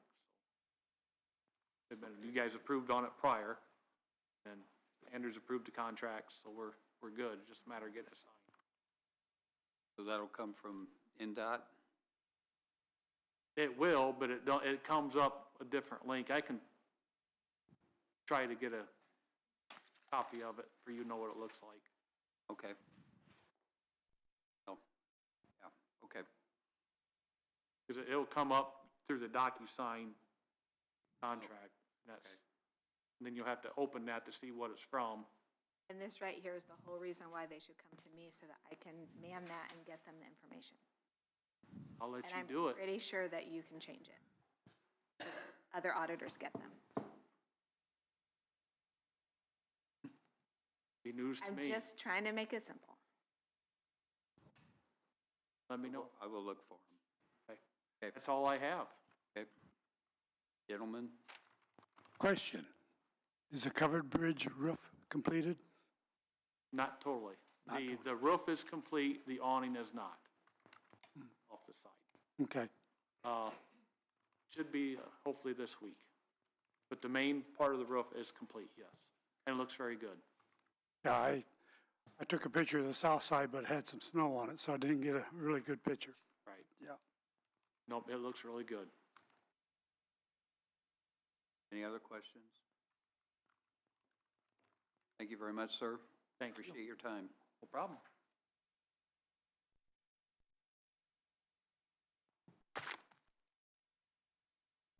Okay with you, gentlemen, I think for those that are in attendance, we will move down to the public nuisance ordinance 2025-0-7.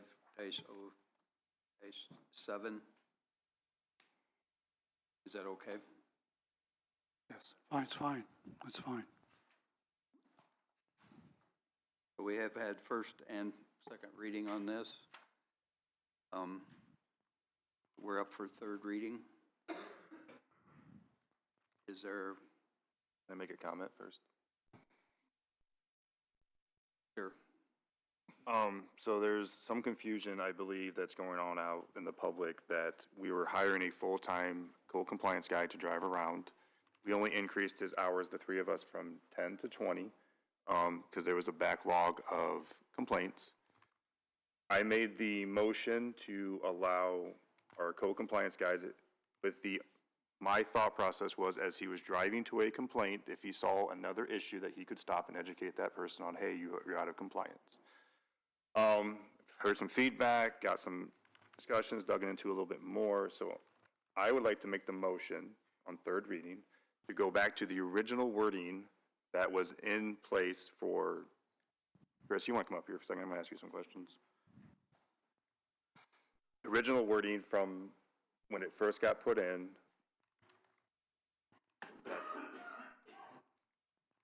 that stated, if you want to read that, Chris, since I'm having a hard time. Was that the first reading we approved? First reading? No, this is all the way back to the original before any changes were made. The one from 2023, Yes. or the ordinance that was passed in 23. He's going to read it to you right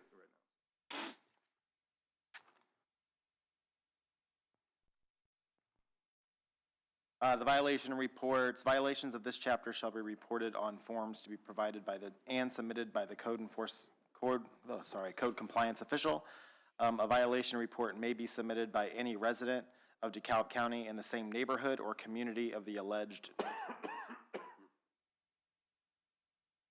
And the reason, so I proposed a change to that to basically allow for any, I think I actually took it out in the original change because there's nothing in our ordinance that defines what is a neighborhood or community in the county, right? If you live in the county, are you part of a neighborhood? Right, so what defines a neighborhood or community in DeKalb County? So that's why it was changed. And it was removed, and then it was put back in for it to be any resident of DeKalb County or across the street from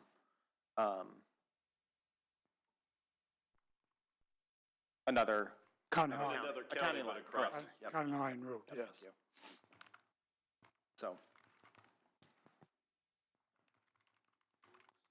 My motion is to take it back to the original. It seemed to work for a while. I don't see a reason upon all the discussion with community members and with Chris myself to change the wording. So to take the third reading to switch it back to the original wording. That's my motion. Just for my clarification, the 2023? The 2023 version of it. For that. For portion, that. For that portion of it, yes. But accept all the other changes that have been discussed. Thank you.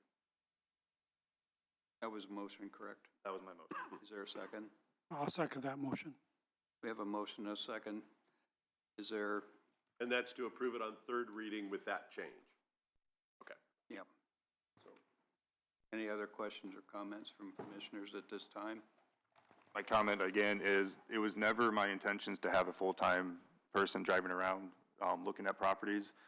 The only thing I was wanting to do with that when I first thought about it was to allow our code compliance as he went to another property, if he saw another property out of compliance, that he could stop in and be like, hey, you're out of compliance, and educate the person on that. Because we want, the ordinance is in place to beautify our county. We want a beautiful county. We want our county to be a place that people come to. Upon conversations and digging a little more deep into it, I could see where there could be some problems with that. I do not believe it would be our current code compliance that would have any issues with that. But as we all know, it's the first time is not a problem. It's the fourth or fifth guy down the line that could take advantage of some of that situation, which I don't want to do. So I'm going to go back to the original, what we had. It's been working. Everybody seems to be happy with it. It's complaint-based only. And we go back to what we were doing. Thank you. A second. Yeah, we got it. Yeah. Ms. Susan, any comments? Okay. Sir? No comments. Comments. Chris, any comments? Okay. I know there's people that wish to express an opinion. So at this time, I would Ask anyone that wishes to speak to please come to the podium. Give us your name and your address, please.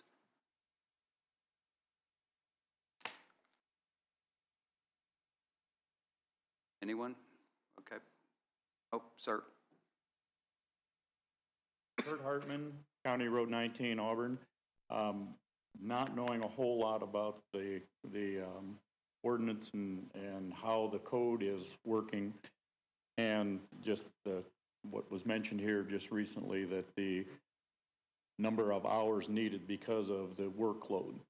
And what I was looking at is data-wise, the number of calls that the county is receiving, how many in-person interviews does the person who is doing the review, how many violations are issued, how many violations are resolved, how many violations are still open. I don't know, do we collect a fine if they don't proceed to get in compliance? And what you're looking at doing is, if you see something else, and that was my question, as someone else, if you observe something while you're out, that's good, and can we, complete that? Are we also looking at what are the projected number of violations that you think you're gonna find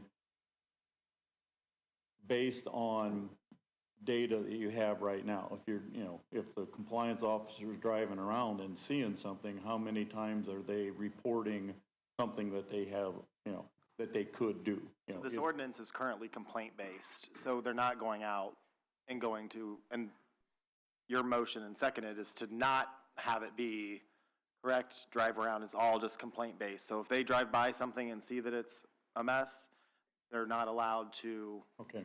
I thought you were actually allowing them to do something else by that. No. Okay. That was my questions. If we're seeing a trend going, are we actually going to be able to do a better job, in doing that?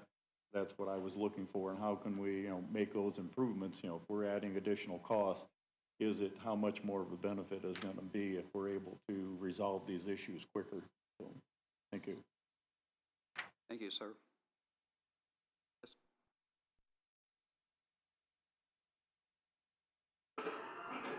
Hello, I'm Kathy Beerline. I own all the property around 6585 County Road 40, Butler, Indiana.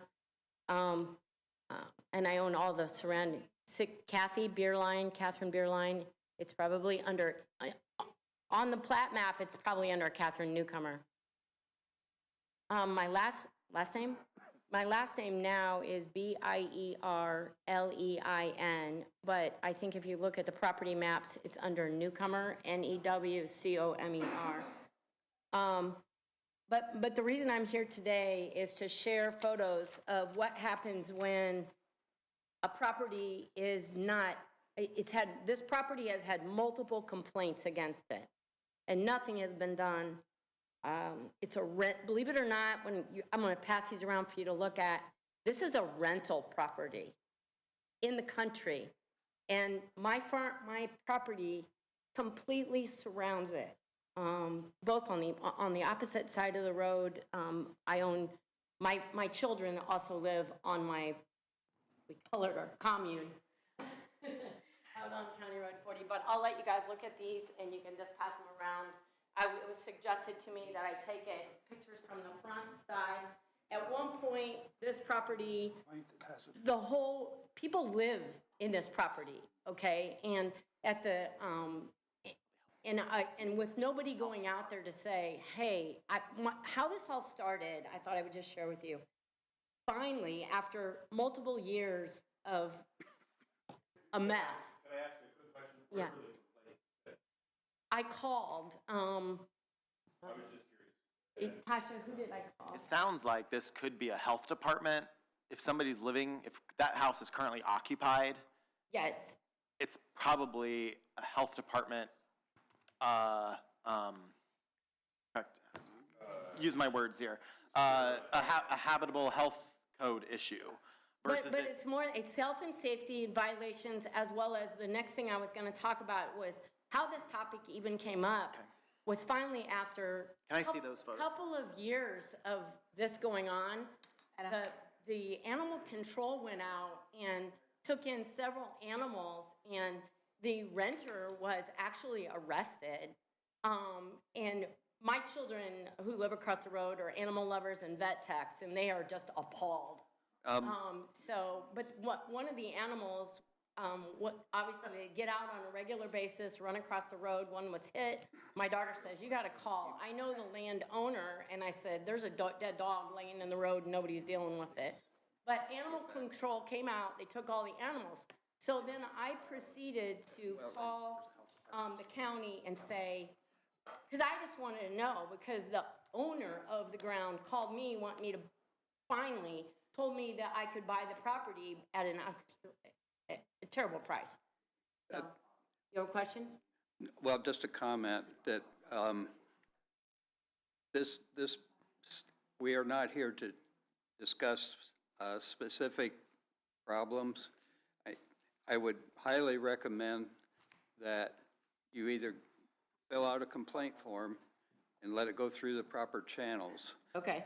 If you would, please, I'd greatly appreciate it. Okay. That should be the process.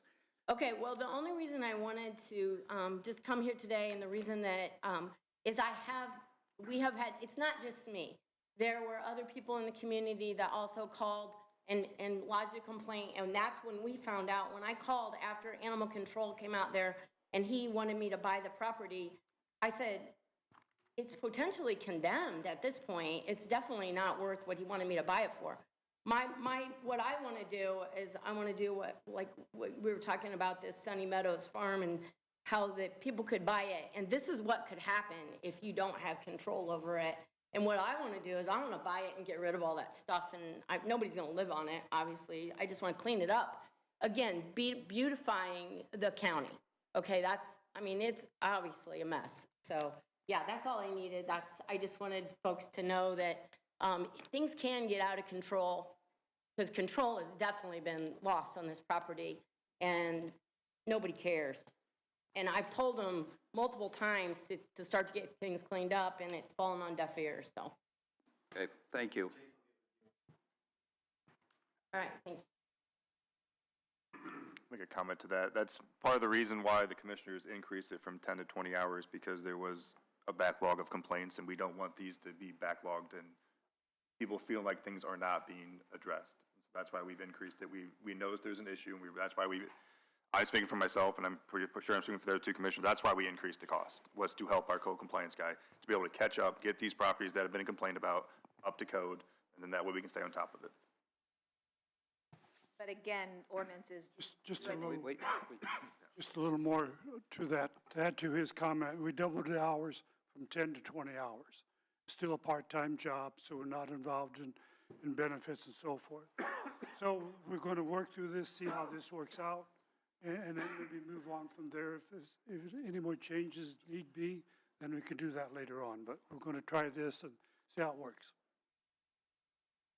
My comment is this, that one of the other reasons that we increased the hours from 10 to 20 was the fact that this officer is going to have to go to court with some of these cases that we are involved with, and it's going to take additional time and resources on his behalf to present our case in court for somebody that can go above. So the process is pretty simple. You fill out the form. Chris gives it to our resource officer there, who is part-time. The most he can work is 20 hours a week. Last I knew, he hasn't worked close to 20 hours a week. But from there, it comes back to Chris, to the department. He makes a recommendation that, no, we don't need to worry about this. Yes, we do. Brings it to the commissioners. The commissioners then have a public hearing with the person to determine, is this something that needs to be taken care of or not? The commissioners have that say. If the commissioners say, no, it looks good, it's not an issue, then it's a dead issue at that point. From there, if the person doesn't agree with what the commissioners have decided, they can take it on up to the court system. This is not a one process done in, it does take time. And we have cases now that are probably going to end up in the court system, which is another reason why we increased the hours, because he's going to have to do his diligent work so that it's presented to the court as it needs to be.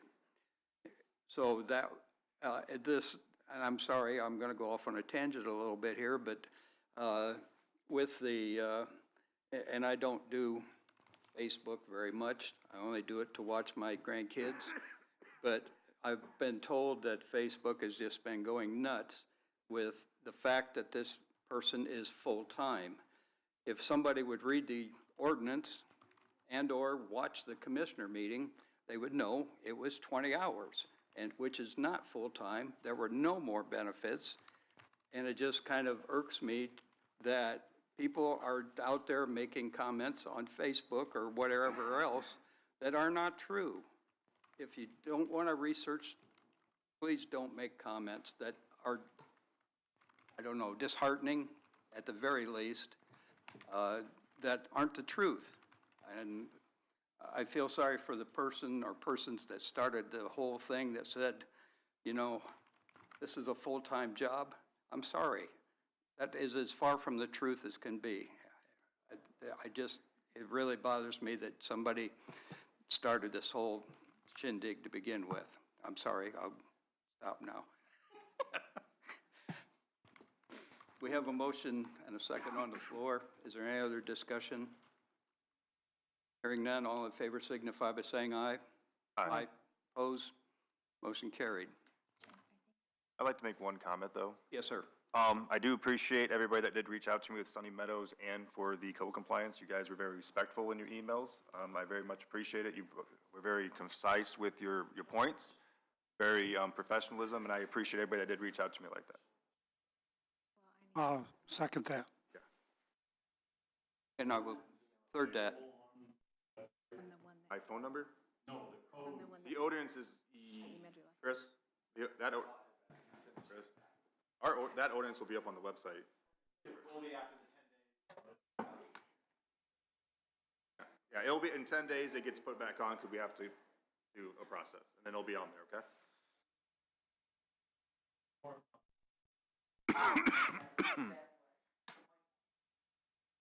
Okay. Again, I wish to thank everyone that showed up and has been part of this process. I personally greatly appreciate it. Public comment is very important. Thank you.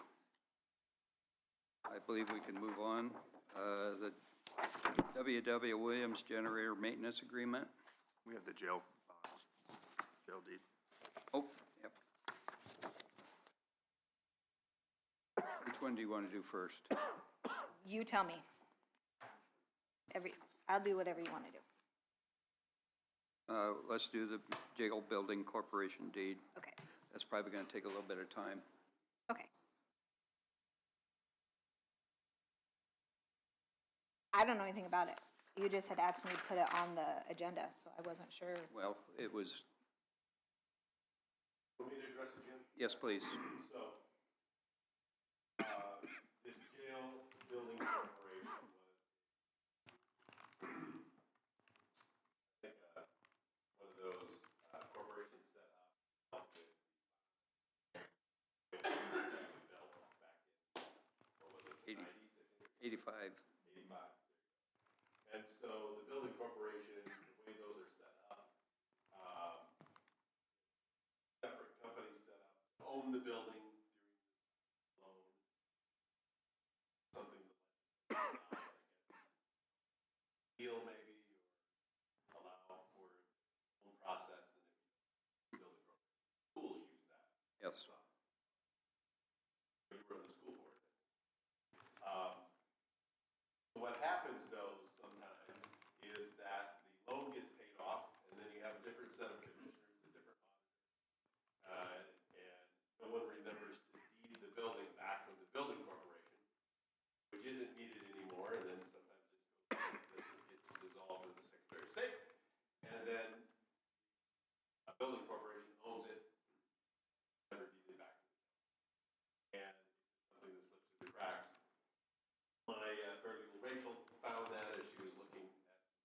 came up.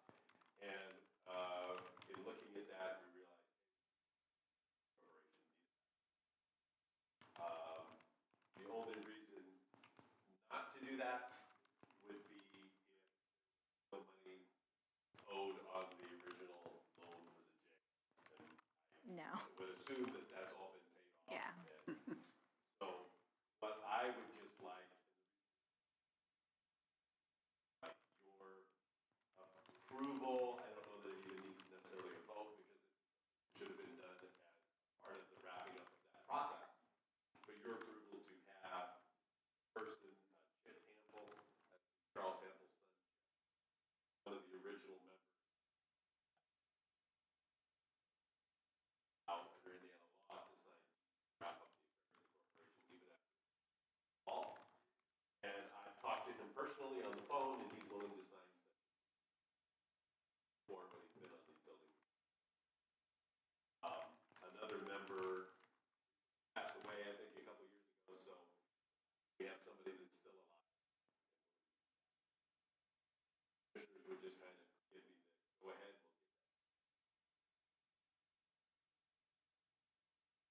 Second?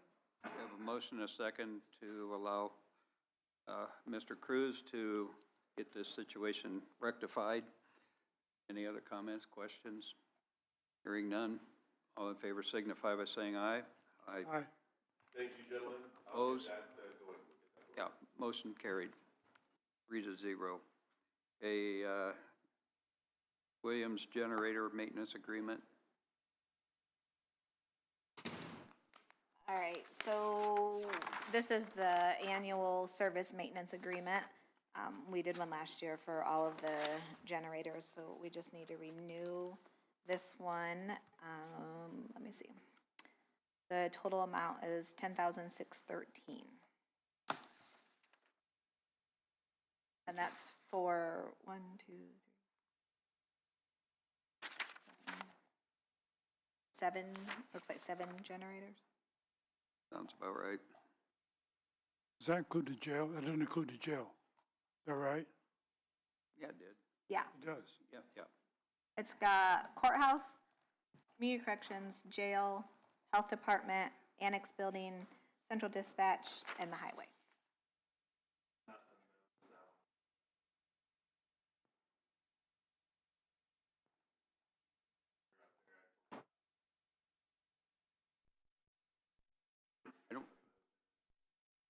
I don't, it's not on here. I don't recall them ever doing I it. don't remember it being on there.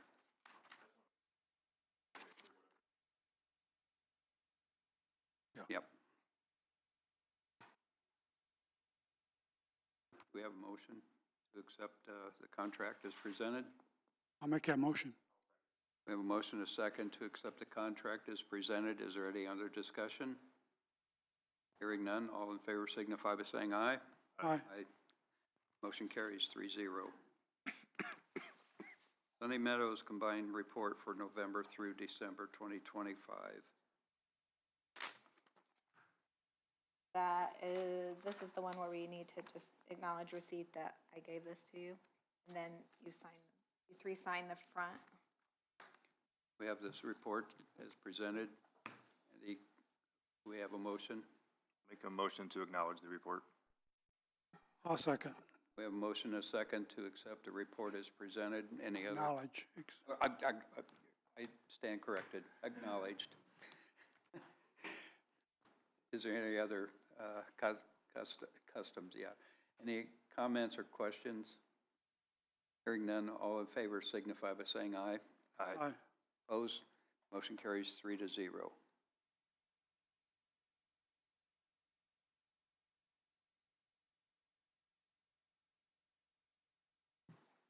Down to miscellaneous items.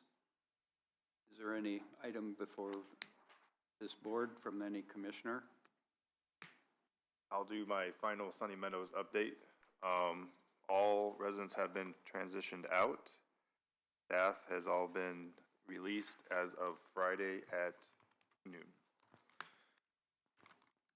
Okay. The Sunny Meadows committee that was put in place for it has been disbanded. Now it's onto the new committee to decide what to do. Well, again, thank you for all your hard work on that. Been a long process. Also, the community corrections had came out and looked at and took any remaining food that they could be able to be used in their facility, and they were very happy and receptive for that. I have nothing. I'm done. I have a statement. As we begin 2026, I wish to issue a statement to the county elected auditor, Susan Sleeper. From what I can find in the Indiana Code, you are responsible for the following: attend and record county executive meetings, act as clerk for executive meetings, provide treasurer's monthly report to executive, issue warrants allowed by executive, keep accounts and appropriate records. I believe you not only fulfill these requirements, but go above and beyond what is statutory required of you. When considering that you are the clerk to the executive, I must consider that you are also a duly elected county official. We both find ourselves here as a matter of public support. To belittle your elected position would serve to also belittle my elected position. I want to thank you for what you have done, and I may hope to continue to do your work with you.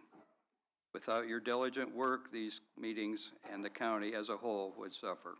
So, thank you, Susan. Thank you, Jim. Do you have any other? I do. I have I think just, I have two things, I believe. Okay. So Michelle Fosna had sent, this is after I had sent you guys your stuff, she sent the audit report, the residential work facility audit for, let's see what period this was.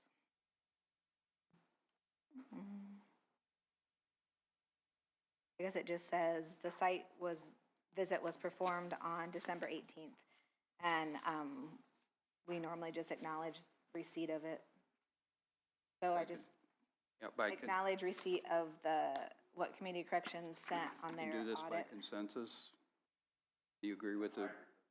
Yeah. Yeah. So you just want me to put you all acknowledge that you received it? Yep. Okay, then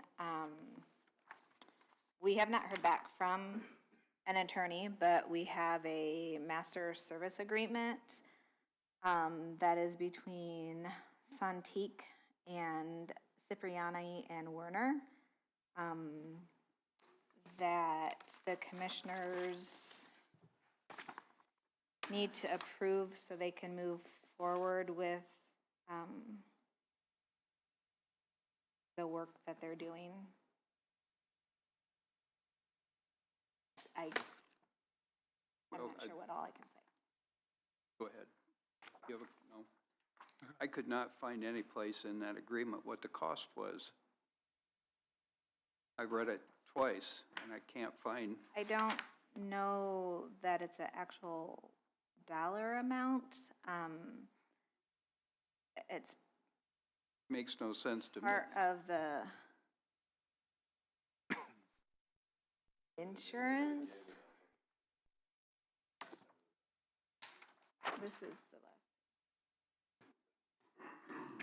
My understanding is insurance. Okay. But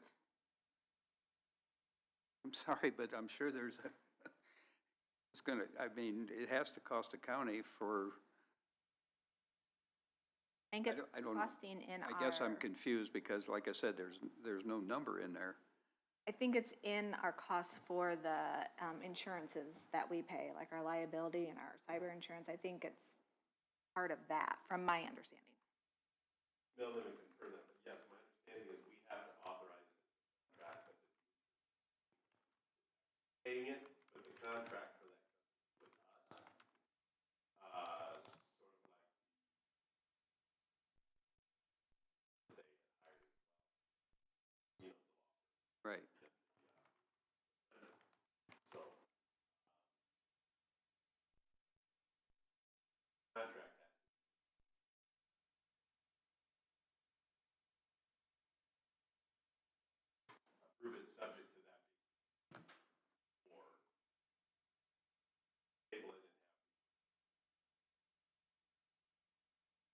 leads me to the next question, is there a time frame that has to be signed by? I didn't see it in there. My understanding is the sooner the better from the standpoint. Yeah. Probably isn't going to do that. Gentlemen, your opinion, gentlemen?